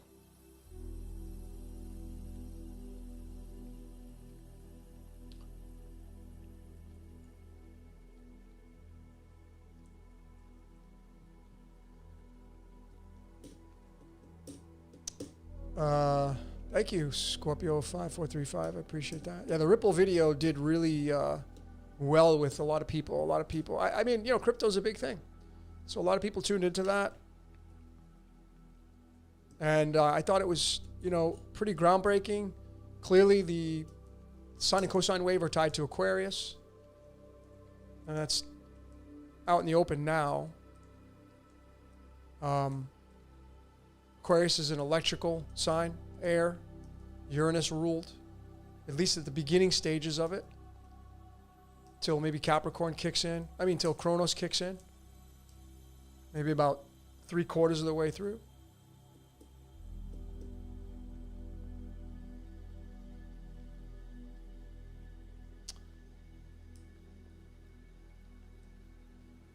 Michelle 12 says Mazzaroth is a Hebrew term referring to the 12 signs of the zodiac. I don't know where you got that from. I haven't read it that way. Definitely it talks about the stars. But the Mazzaroth, the word itself has a multitude of terminologies to it. But to say it references the 12 signs, we could even say it references the 13 signs.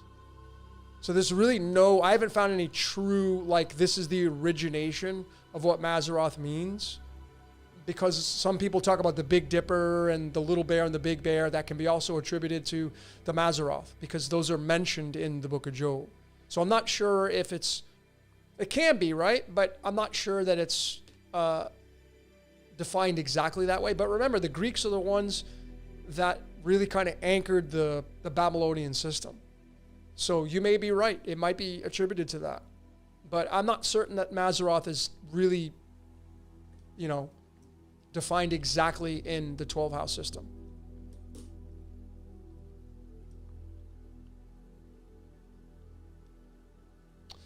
Angel is asking, does the moon and rising sign stay the same, or does it move back? Well, if you're using the Mastering the Zodiac system in the stellarium, the astronomy, to look up at the sky, you're more than likely going to be a different moon sign.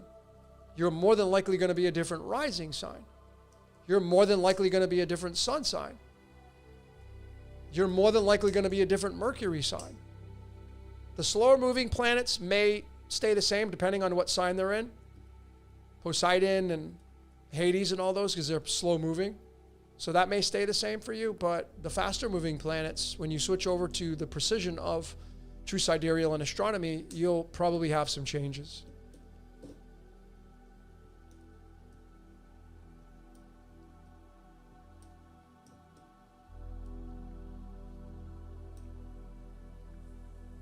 Celestial Nurse says, question, I read after 40 years old, you become more of your moon sign.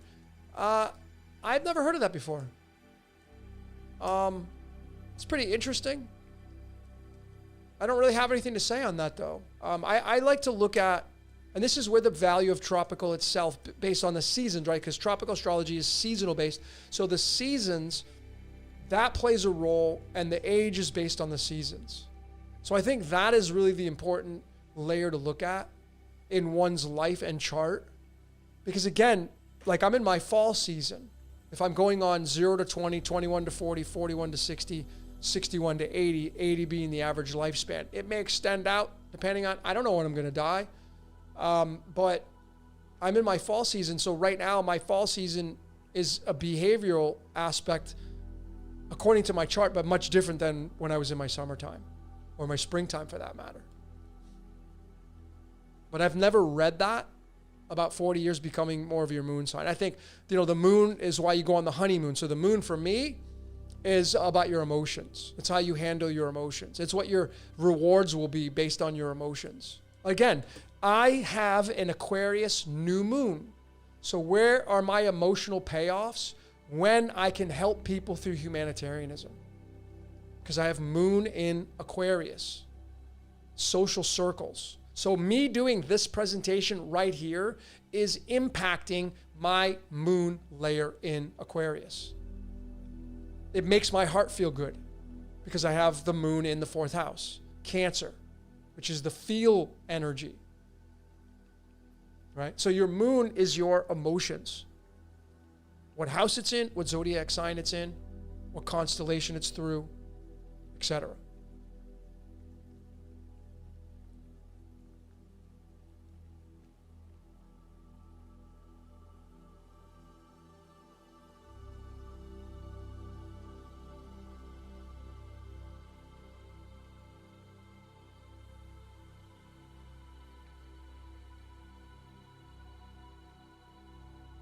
I'm going through some of these questions. Did I get everybody's?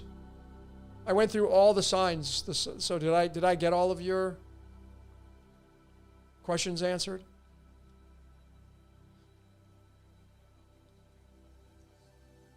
Bobby, what's going on, man? Bobby's got his moon in the 1st house. So that's going to play a big role in your identity. Your emotions are going to have a big say in your foundations and identity. How you identify with yourself and the world will heavily depend on your emotions, which is why I would say it's very important for you to be around positive people. If you want to go into an optimistic world, you want to be around people that uplift you, where you can uplift them. So that's going to be an important factor. And you already know this, so I'm just kind of regurgitating definitions that you already know about.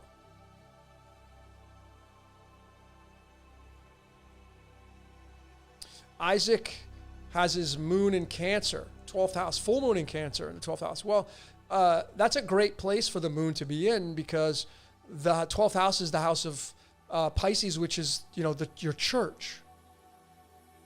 The 12th house is where you it's the hangman, so it's where you surrender and you go into the quietude Like when you go into the house of God, it's not to go in there and be all loud and crazy. It's like if you go to a monastery, it's quiet. There's no bands playing. There's no worship like that going on. It's quiet. So the 12th house is be quiet. Know that I am the divine. Know that I'm inside of you. Know that I'm you. I'm you. Listen. Intuitively listen. Back out the outside noise. So the moon in Pisces, very artistic. Pisces is a sign of, it's a water sign. The moon runs the waters. So for you, what you have to watch out for is depression. Depression is a liability. Moon in the 12th house. You want to be spending time around people. You want to be around people, but it is a house of going inward.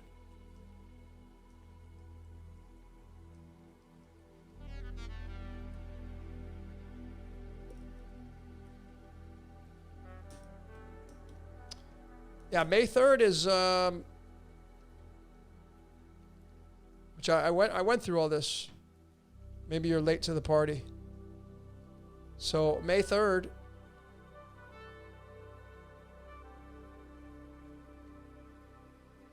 you're going to have an Aries sun, man. May 3rd. You said 19. We can go back. What year did you say it was? It doesn't really matter.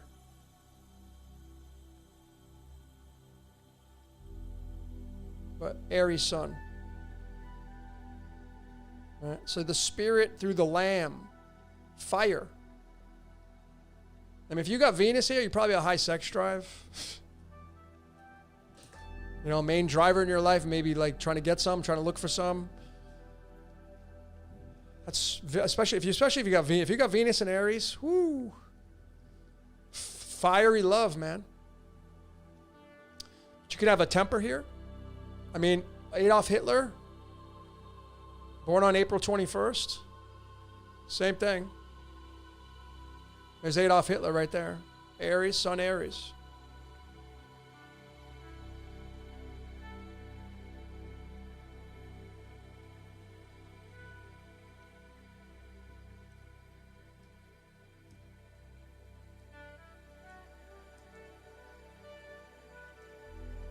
Rainbow says, mastering the Zodiac, my moon is in. Yeah, I'm just telling you, folks. I just showed you all the evidence and the proof. Documenting the night sky, right? So now that you have all the evidence, it may take a little bit of adjustments. It took me a while to adjust. So be patient. Don't try to force it. So if you have a Libra moon in the 3rd house, that's going to be different than the Scorpio moon. And you're gonna, if it's in the 3rd house, there's a layer. You got to look where your Mercury's at, because Mercury rules the 3rd house. So your Mercury is going to influence the moon's position in the 3rd house through Libra, and then you got to look to where Venus is at, because Venus is the lordess of Libra. So you got 3 things at play. You have the moon in the 3rd house, you have Mercury influencing the 3rd house and where Mercury's at, and you have Venus influencing Libra and where she's going to be at.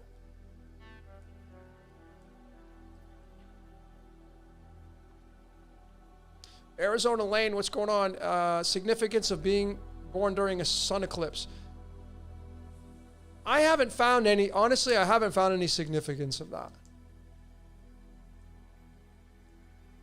I haven't been able to read someone's chart on an eclipse and say, yeah, there's layers that are this, and this. All I will say is, I think that on the eclipses, these are the portals of when, and this is an idea, I can't prove it. So remember what I said, this is an idea.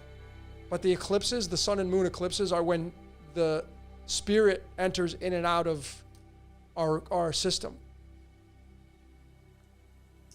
So being born on one of these days is a pretty big deal through that aspect. But again, I can't prove that.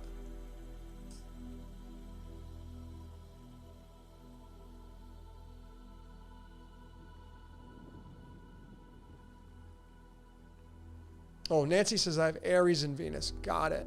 You have Aries in Venus.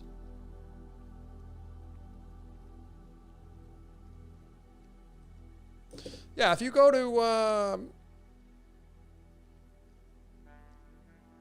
Dr. Danny did this already, but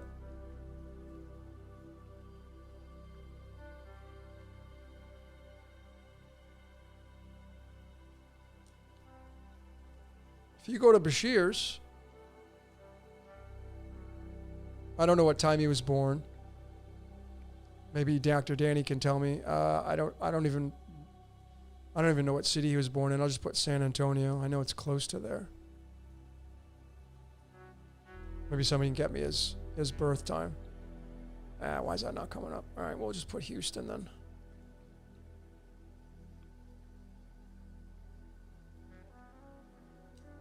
I think I got that right. June 9th, 1973. I know that.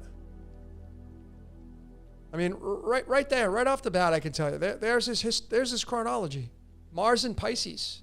Time. The last sign in the Zodiac Constellations.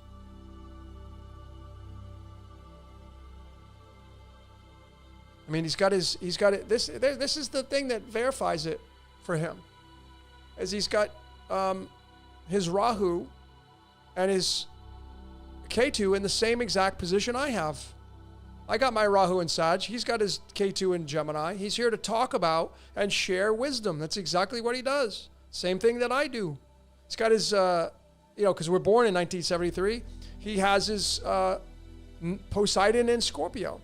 So a lot of esoteric to him, man. Same thing, Hades and Uranus. He's very proficient at building systems, very precise, and he wants to remove what is muddying the waters. He wants to remove the magic, the sorcerers that have created their own magic. And there are sorcerers out there that don't even know they're sorcerers. Like, there are people that try to get you to play and engage in the matrix. You could say they're agents. So he has a layer of removal, just like I do.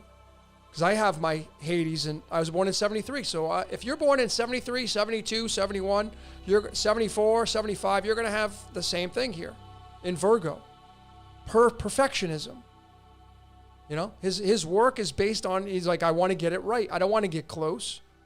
I have the documentation. I have the receipts. I want to get it right. Yep, same thing as me. But it's just, you could, I mean, look at how he looks. He looks like a bull. He's a big guy, man. He's got that Taurus looking face. Sun in Taurus. Hello. You put it into tropical, he goes into Gemini. Oh, he looks like a Taurus completely. As does Donald Trump. Donald Trump is a Taurus. Look at his face. He's a bull. He's not a Gemini at all. No, he's a Taurus. And he's got his Mercury in Gemini. The Lord of Gemini is here. Boy, he can talk like me. I mean, I don't know. Let me see if Dr. Danny put his birth time in there. Somebody put his birth time in there. Oh, 12:01 noon. Thank you. Let's see. That may change it.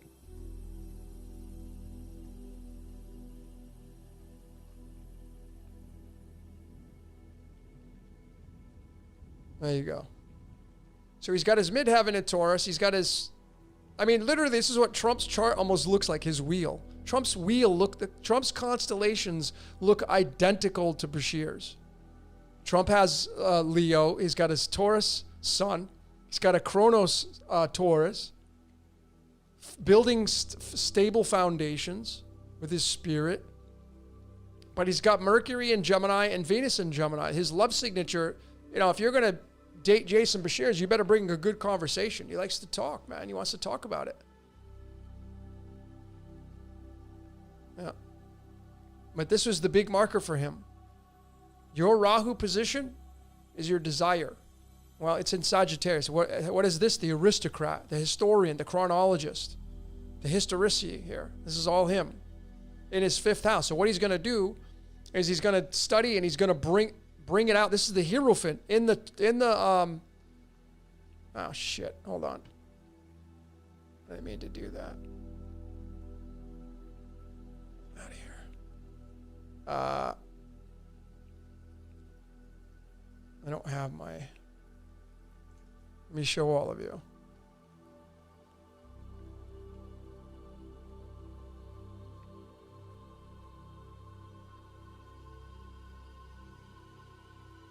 See, this is the value of the tarot. The fifth house is the guru, the Hierophant. Right? This is the guru. This is the sun becoming. Well, if you just take that and you put it right here, it's got a big fat 5 on it. The Hierophant goes right here, and here he is. He's the guru of historicity. This is, Sagittarius is the aristocrat. If you go to, you sit at a library, man, the librarian, the chronologist, the historian, he's the guru of history. He's got it in his 5th house. So it's as clear as day. I have mine in my 3rd house, so I have the Empress. So I have this energy for me. Same energy through the Sagittarius energy, but a little bit of a different energy. It's amazing when you look at all this kind of stuff. But this is the big takeaway for him. Why his channel is blown up and grown. I remember when he had 1,000 subscribers. Now he's got almost 200,000. You know, because he's going to be a guru of history. That's it right there. The Hierophant of history. That's Jason Bashir's. And he came into this life in his back pocket with, in his past life, he probably was a builder of systems like that. That's why he still does it. That's why he has that Ophis system and all that. Because this is the same as me. I built Spotlight. I have the same Rahu Ketu as he does. Spotlight is this. Taking the technical aspects of these systems and building it for the greater good, for knowledge. It's exactly what Jason Bashir's is doing. He's the guru of it and of history. Okay? You put this into tropical, it doesn't look anything like this. You lose the accuracy. You completely lose the accuracy. He was born during the springtime, spring equinox, right? Spring equinox. His spirit now, right? He's got a lot of yang energy. This is all light. Sun was in the sky, 12 noon. It's almost at the mid-heaven position. He's got a lot of yang energy. This is yin energy. Yang into yin. That's what he's doing. Yang into yin. Being a guru about it. Right? That's why when I look at these charts, I respect the person even more, and it makes me like them even more, for me. Because I can see how beautiful this is for him. I mean, I broke him all down. I showed you all the script, all his predestination, him going to prison. All of it was documented in the breakdown of Archaics. I broke down Archaics. Broke down the whole thing for over an hour and a half, I think. All documented.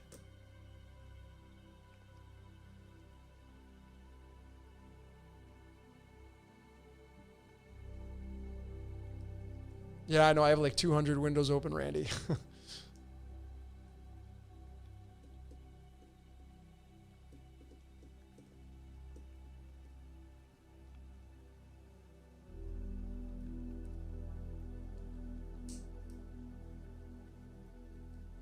Yeah, Jason's awesome, man. I mean, I just told you he's a freaking he's a guru, man. I mean, he's got the guru card in his Rahu position. I mean, that he can't get enough of studying. Like, if he doesn't study, he probably goes crazy. That's why he got all the books but he's a guru. A guru of history. That's why he has all the people following him now. Well deserved. Right? This is what he's got right here. This card. That's Jason Bashir's right there. And if I take it even further, this is how beautiful the tarot is, right? Let me show you. So this one. These two cards represent the great Jason. If I can find it. Hold on. So you can see it. It's more impact when you can see it. Okay, so remember, let me recap on this. He's got in his 5th house he has the 9th constellation here. This purple is number 9, Sagittarius, paired with number 5. And this is his desire. His ultimate desire is 5 and 9. Okay? Got it? 5 and 9. Then when you go to the tarot, here's the 5. What's the 9? The Hermit. Let me shine my light on to all of you. He's going to be a guru and he wants to give you the illumination. Because the Hermit is that purple color, the Sagittarian energy. It's exactly what I have. My Rahu is exactly in the Hermit. I'm a hermit. I live a life of a monk, man. I just don't have the orange jumpsuit and I haven't shaved my head. This is what he wants to give you. And he's going to be a guru. This is the sun becoming. And his sun is in Taurus. And Taurus is ruled by Venus, and Venus is about love. So his love is to give people wisdom. That's what he does. That's how magical these systems are when you synchronize them together. Instead of just saying, well, it's this and that's it. No, it's this and that and this and that and this and that.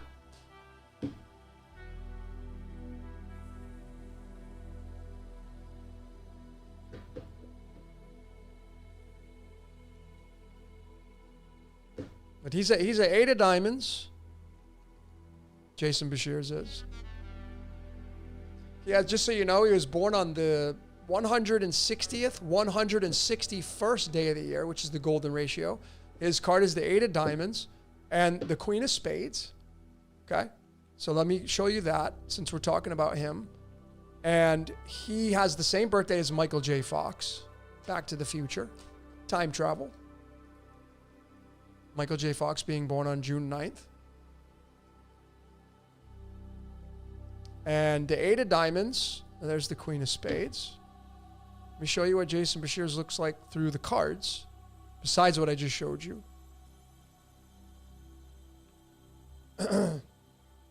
These sit in the crown line of the card system as well. And I'm striking out with the cards tonight. Anyway, this is his spirit card right here.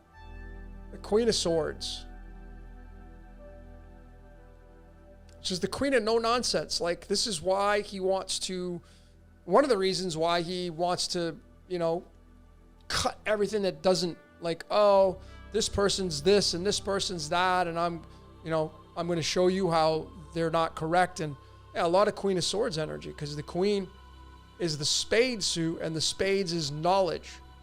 And this queen right here is the maker or taker of knowledge. The kings oversee it. The queens are the actual action takers. So here it is. As he builds, these are his 2 tarot cards, Jason Bashir's.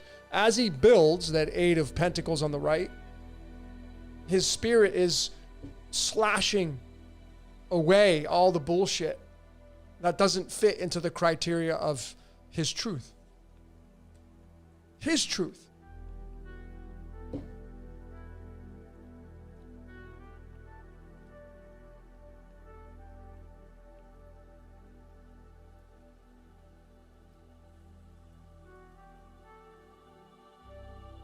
So that's the value of all these systems, is that, like,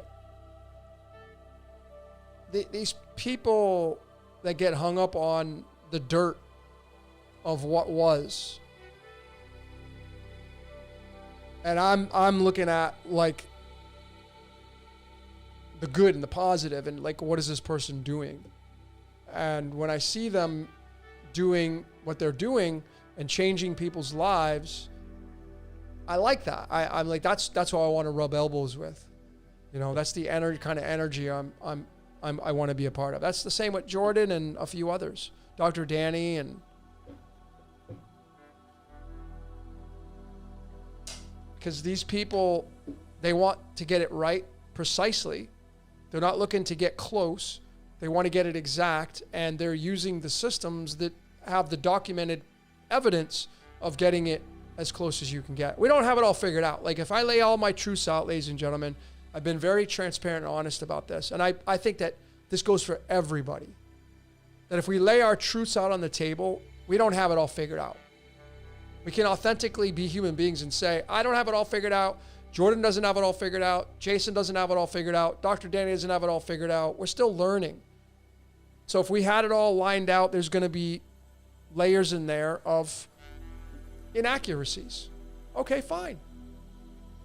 But that doesn't shirk away from the moves that he's made or she's made that has changed lives for people, right? Because you just keep plugging along, and it's all part of the script anyway. No one has carte blanche to accurate knowledge to 100%. Nobody has carte blanche for that.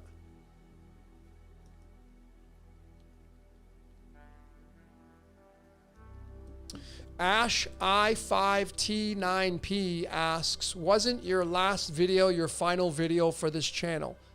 No, that was the final episode for the scripted reality series.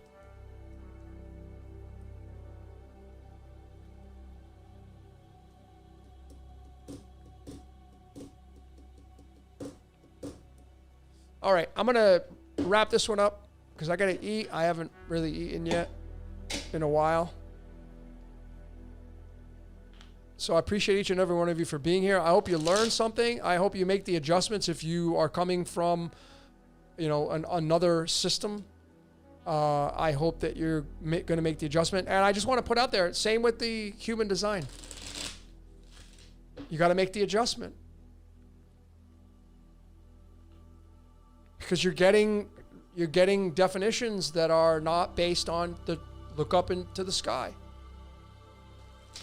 You're getting on a system that is not accurate with the true placements. Because human design doesn't use the houses, by the way.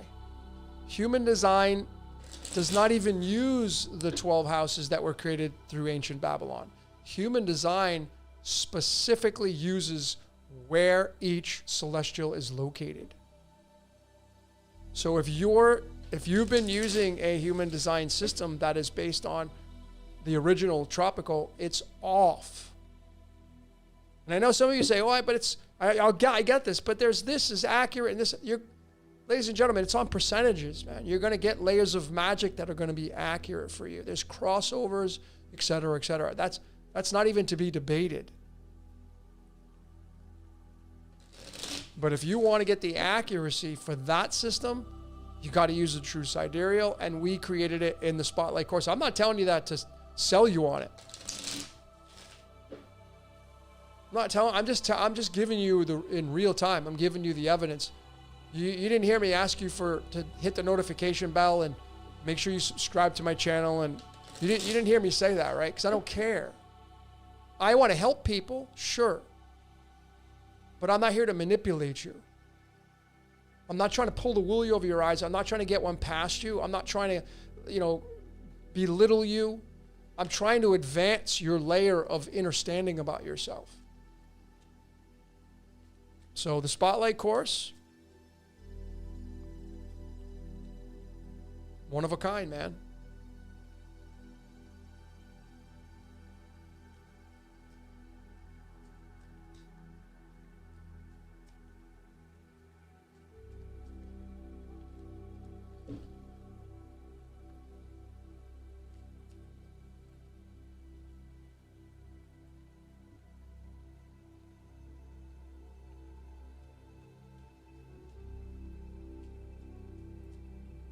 Oh, someone's doing a water fast.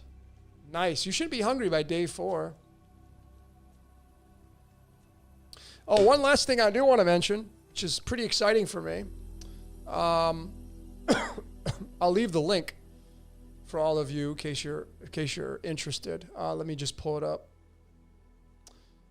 I officially am a musical artist.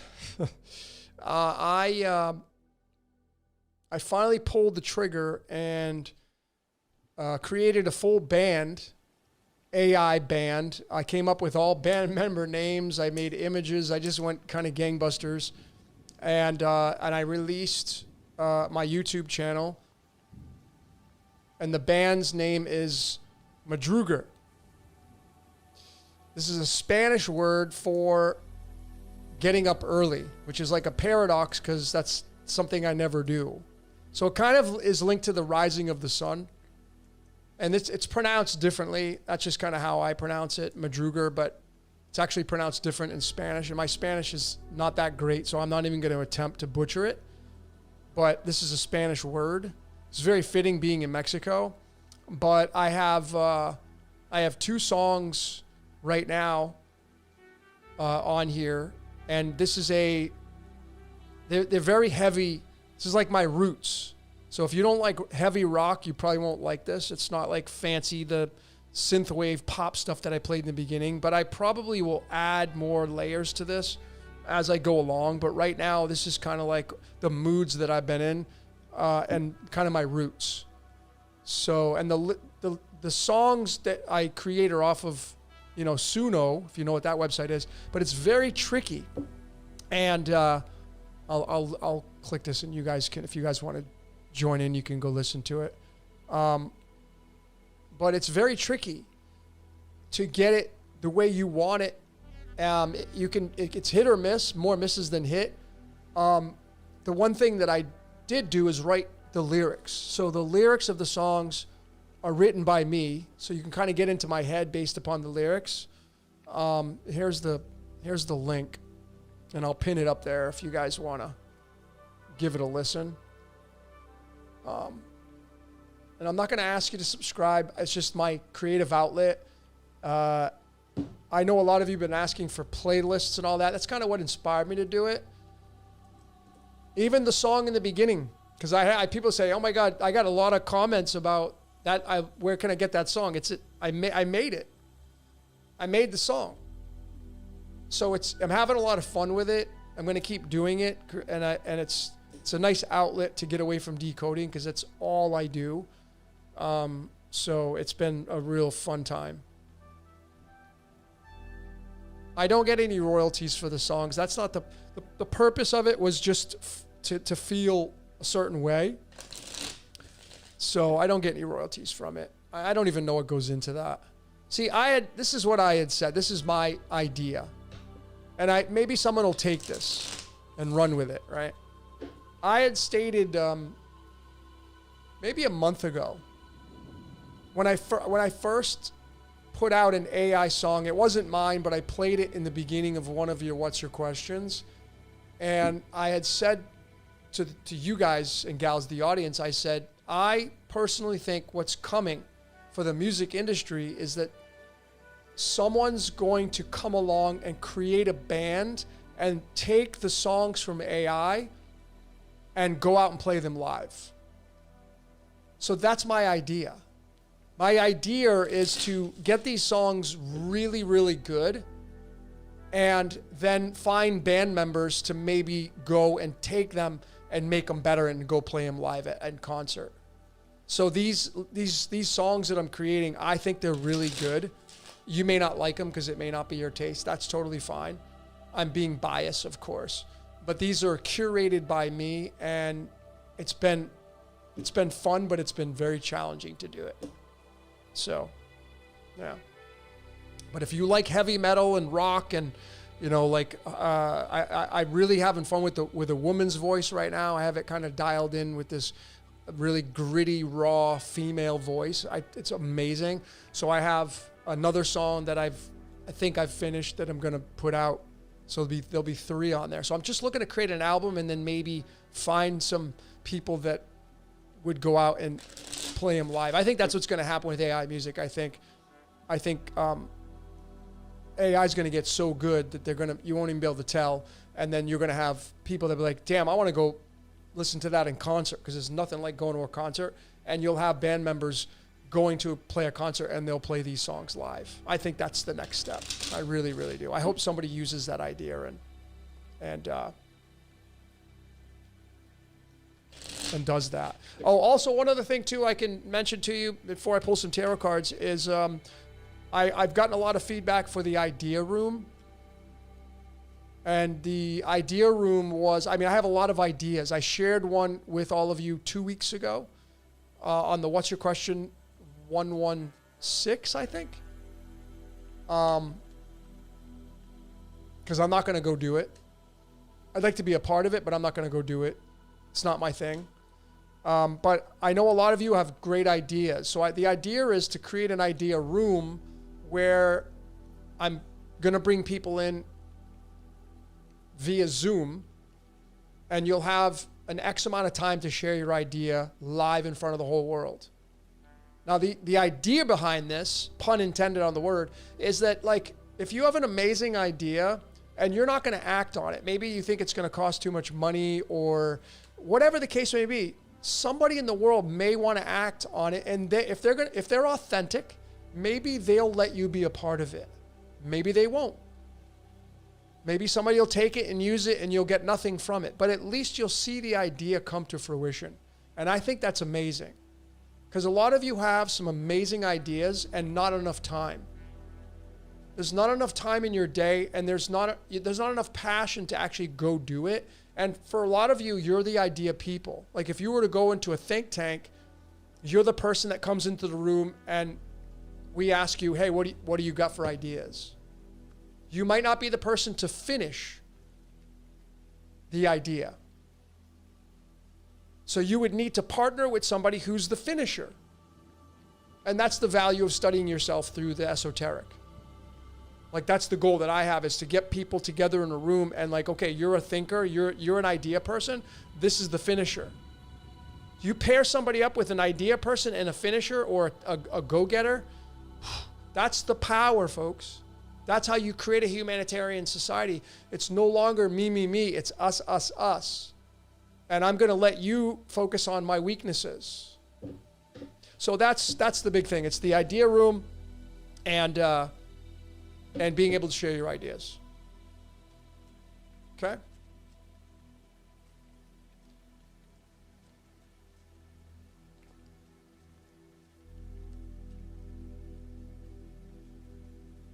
This is kind of like a Shark Tank, kind of platform where we're not asking for money.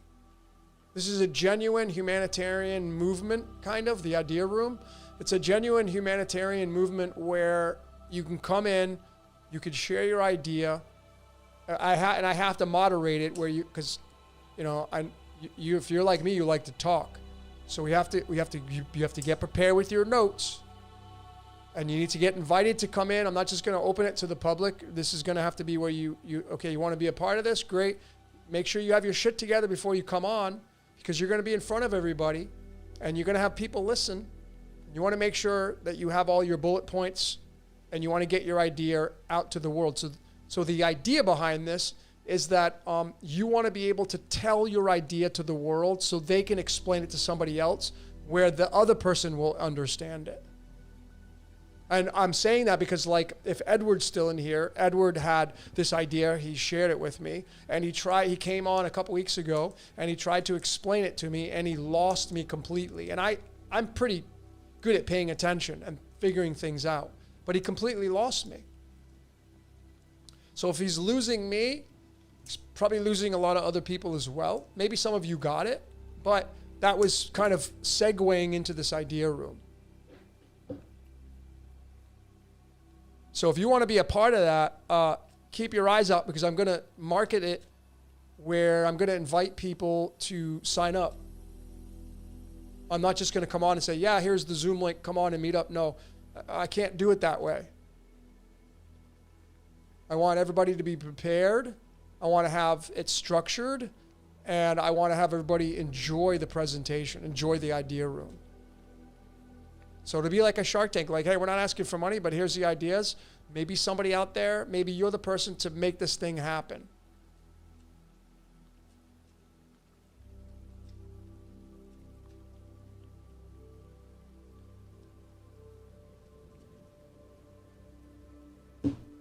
Okay.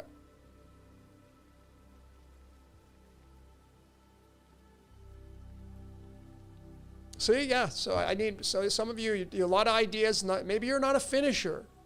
Have you ever looked at yourself that way? Like, you know what?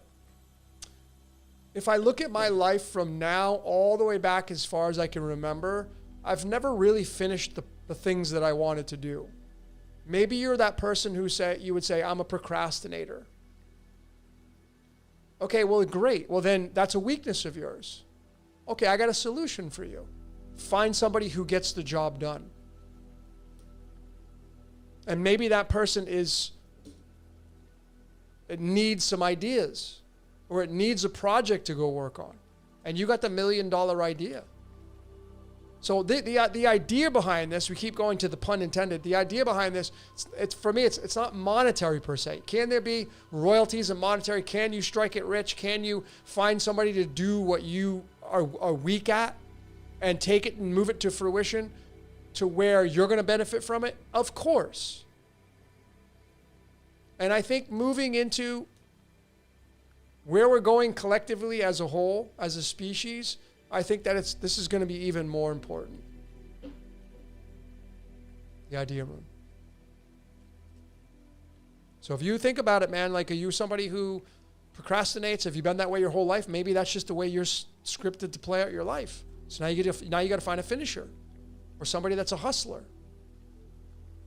It just may not have the great idea that you have.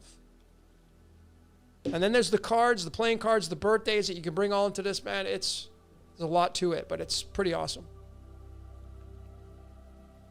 All right.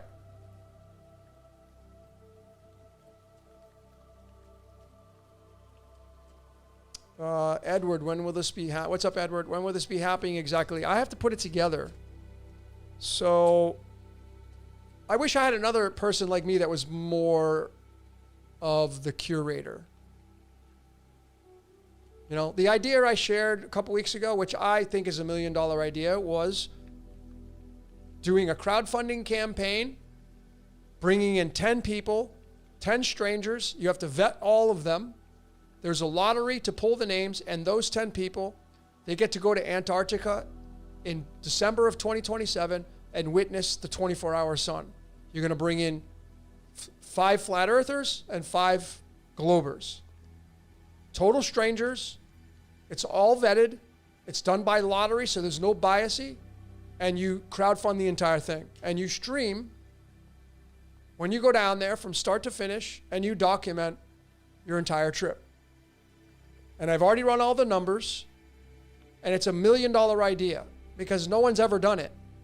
And the amount of gravity you'd get with it would be astronomical, because there's easily 150,000 people that are interested in this topic. And they just think about it this way. There are people that tune in and they want to watch the UFC, and they'll pay for the pay-per-view because they're interested in Ultimate Fighting Championship. There are people that go to WWE, the WrestleMania. They pay tickets to go see that. This is the same kind of event. No one's ever done a crowdfunding event where you're picking 10 total strangers. There's no bias involved, and you're documenting the entire trip from start to finish. And you go down there once and for all, and it's a documentation of the 24-hour sun. That's it. And I think it's $1 million idea. I've run all the numbers with AI. One day I woke up, I had this idea. I ran it through for hours. I ran it through. I got all of it documented. And what it would cost nothing. $0. All you have to do is put a little time into it. You market it. You put it out there. Imagine that. Somebody says, hey, we're looking for 10 people to go down to Antarctica in December of 2027. You got a year and a half to pull it off. Plenty of time. We want 10 people. Is that you? Do you want to go? It's all expense paid. So it's going to cost about $700,000 to do this whole thing and pull it all off, to pay people to come in and get paid for work. You're also going to hire people, and you're going to pay people to make this thing happen. So you're actually supporting families and people. And it's crowdfunded. So if you got 150,000 people that paid $10 each, and I'm being very conservative, just for the basic package where you get to tune in and watch this thing live and watch all the documentation, $10 a piece at 150,000, that's $1.5 million. I've already run all the numbers. It's going to cost about $750,000 to pull this whole thing off. to crowdfund all of it, to send 10 people down there with a tour guide, the travel agency, hotels, food, lodging, all of it paid just by $10 a person. That's being conservative. I don't want to do it though, but I know it's a $1 million idea. I already know it. I can see it. I can see it. And just the attention it would get from people that are big into flat earth, and just that alone, just that group alone, it easily would supersede 100,000 people, easily, just on that side alone. And the draw of it being the first time ever documented, the draw of it finally once and for all we document it, and there's no like, oh, you went to it was done CGI or it was done in a lab or, no, none of that, no. It's $1 million idea to crowdfund it. People crowdfund. I've been on Kickstarter and I've seen people crowdfund stuff and raise money, and I'm just like, wow, if you can raise money for that, this idea, millions. And then if you documented it, you could sell the rights to the video or the videos. I'm telling you, somebody would buy it. I bet. But I don't want to do it. So that's my idea. So again, here it is. This is the idea behind the idea room. Is to do this. Like, somebody take it and go do it. It's $1 million idea. Multi-million. I wasn't even going to do it for the money. I wanted to do it all for charity. For me, if I was going to put it together, all the money goes to charity. All of it. I get nothing. I don't want any money from it. I just want to be a part of it. So if that's you, if you're somebody who's like, oh my God, I have the resources to pull this off. I have the passion to do it. Dude, you could start tomorrow. You could build a website tomorrow. You could start marketing it on social media, and you could just crowdfund it. And people would pay, man. People would pay, and they would support this idea because no one's ever done it, number one. And number two, it's a huge draw in the community of globe versus flat earth and 24-hour sun. Huge, huge, huge, huge, huge draw.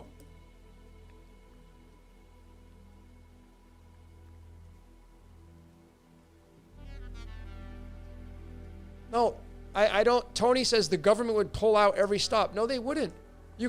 Anybody can go down to Antarctica. I've already looked into it. Anybody can charter and buy tickets to go down there and document the 24-hour sun. So no, that's not true. That the government would pull out every stop. I've already looked into it. People already did. They already went down there. But people think it was all fake and bullshit and staged and all that stuff. They already did it. So there's no, like, they're going to stop you. No. Anybody can charter an Antarctica trip. And you can charter it in December of 2027. It gives you plenty of time to do it between now and then. Bringing 10 people in, you could do a lottery. It would be like an NFL draft. It would have a huge, huge draw because people would be sitting at their computers waiting to see if their name would get pulled from the list. You can make it a lot of fun. Oh man, you'd have tons of sponsors, cold weather gear, food supplies, charters. Man, it's just I just don't have the passion for it. Like, that's not my strength. Anyway.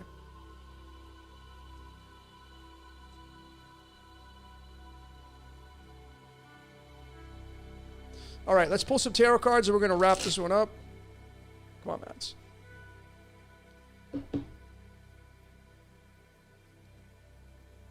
No, Antarctica is not off limits to the public. It is absolutely, anybody can charter. Go look it up. There's charters that you can go down to Antarctica, and that's why they went down. That's why Jaron and Tony and all those guys went down there last year.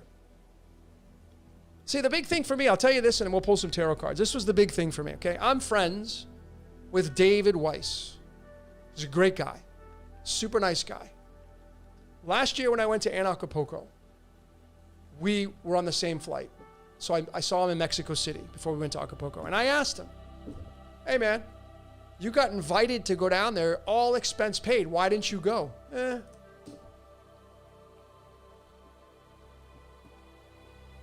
So not only did David Weiss, the huge flat earther, get invited and paid to go and declined, but so did, what's his name? Eric Dubé. He declined. Those are documented. They invited those two people, all paid, all expense, and they declined to go. That to me adds more validity to the 24-hour sun. Wouldn't you agree?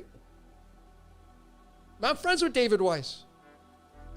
He's a super nice guy. I really like David Weiss. But I could see why someone would maybe want to decline to go down there, because if you went down there and you found out that there's a 24-hour sun in Antarctica, it would shatter everything you've been working for all your life. So this would end it once and for all, folks. It would end it.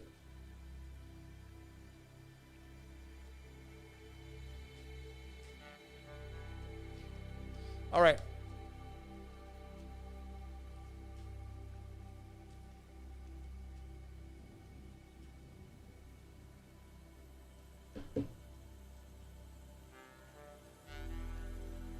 So here we go. I'm going to pull a couple tarot cards. We're going to wrap this up.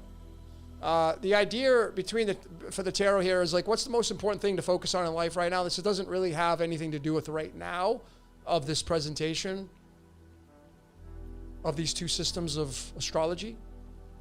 So it's really just pulling 3 tarot cards. Maybe we're going to do one of these. This is for fun, right? Like a bonus. What's the most important thing to focus on in life right now? Card number 1 is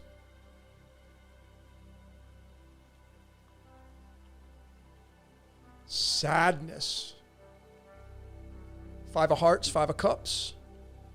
I know why this card is created the way it is, and I think it's, every card's beautiful because it has a message, because like there's 2 cups behind you, but there's 3 cups spilled over. So it's a card of loss. It's an energy of where something was lost and you maybe you're having a hard time getting past it. It's the 5 of Hearts. So it's something that's emotionally grounded to you. Let's pull the second card. Second card. Strength. Came out reversed, but I don't really read reverses. Strength. So being able to maintain the control of your life. For some of you, you may have just gotten broken up with. Maybe you lost your partner. But for some of you, you may have... Listen, if your partner broke up with, if your boyfriend, girlfriend, husband, wife, if they left you or walked away, maybe they did you a favor. That's how I look at it. Because maybe you just didn't have the courage to do it yourself, but you wanted to. If you're being authentic with yourself, right? If you're being authentic with yourself, yeah, you know what? It was time. I just couldn't pull the trigger because maybe they pay your bills, or maybe you depend on them for sex, or maybe you depend on them for comfort, or maybe you are invested in a company with them and you can't see the light. I don't know. Let's pull a third card now. Third card. Star card. All right, so we have some refresher energy here. So the star doesn't need any introduction, obviously. It's very cut and dry. Be the star of the show. So for some of you, you may have gotten broken up with. You need to have strength behind that, realizing that it's only temporary. So I got a cat here. It's only temporary to your situation. Be the star of the show. Turn the other cheek. And take control over your mojo. Some of you just have to say no. Some of you, this came out reversed. Some of you can't see the forest from the trees. Some of you don't know how to control yourself. But the light at the end of the tunnel is the star card. Be the star of the show. Let me pull up an astro card and we'll wrap this one up. Since it was astrology tonight, I'm using these right here. Shuffle these and then wrap it up. So the astro card, what is that? Leo, the 5th house. Shine. We have the 5 of Cups in the 5th house. So this is shine. Shine bright like a diamond. So yeah, this could involve your identity. So for some of you, you feel like your identity has been completely crushed. Maybe if you have had anybody break up with you, you may have had this really deep feeling of loss. Maybe you lost a partner.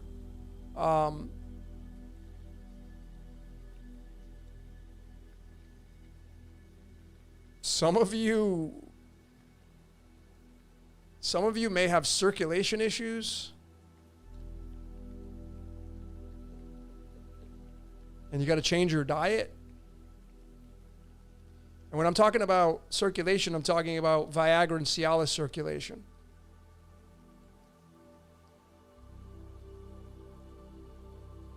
That's probably for a very small amount of people, if any at all. I'm just kind of reading it that way. But there is sadness here, and there is maintaining order with your sexual energy. But there can be death here. This reading indicates death. There could be a death in the family. Could be a death in that's something that's very close to you. If it has nothing to do with that, there is some kind of loss though. It can be minimal. It can be maximal, or maximum. But the beautiful card at the end was the star card, which is just reminding you this: you're the star of the show, and this feeling that you're having of, if it is depression, anxiety, worry, keep reminding yourself it's only temporary and it'll pass. Okay? It's only temporary and it will pass. All right. That's what I got for all of you. So it's been a lot of fun tonight. And we're going to wrap this one up.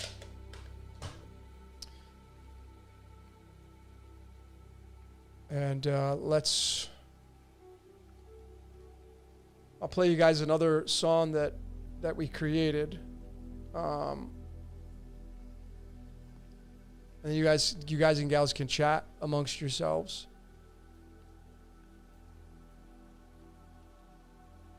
I think it's this one. No, it's this one. Yeah. So this is another one that we created. This is kind of obviously the synthwave kind of poppy, lollipop kind of music that's kind of cool. So I appreciate each and every one of you for being here. Big shout out to Pamela number 5. Jordan in the house, Jason from Archaics, Dr. Danny, all of you amazing people. Thank you so very much for being here, being a part of this family. Thank you to everybody for the donations on Patreon and the Spotlight course. I hope I get to see you over there. That's all I got for today, ladies and gentlemen. My name is Logan for Decode Your Reality. Until next time, we will see you later. I can't even get this thing off of here. A lot of it. Wow. No. All right, I'm all over the place. Wow. That was There we go. All right, ladies and gentlemen, have a great night. All the best. Much love from the Caribbean and Mexico. Take care.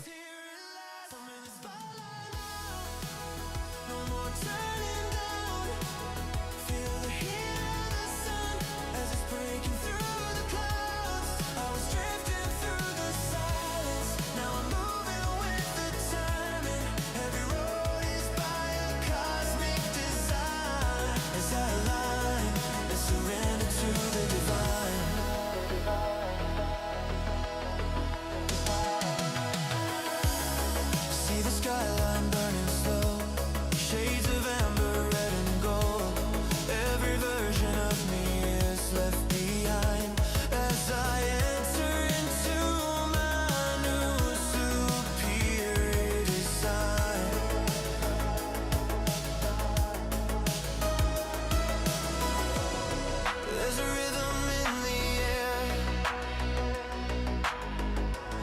as the universe and I start to stare. I'm in the spotlight now, no more turning down. Feel the heat of the sun as it's breaking through the clouds. I was drifting through the silence, now I'm moving with the timing. Every road is by a cosmic design.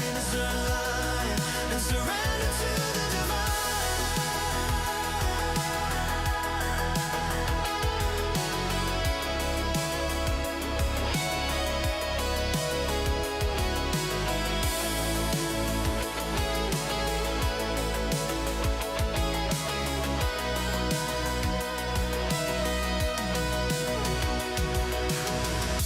Eyes wide open to the night sky. Let the past drift by. Every breath is what means to me. I'm lost in the moments of being free. Every second glowing like a fire below. This is more than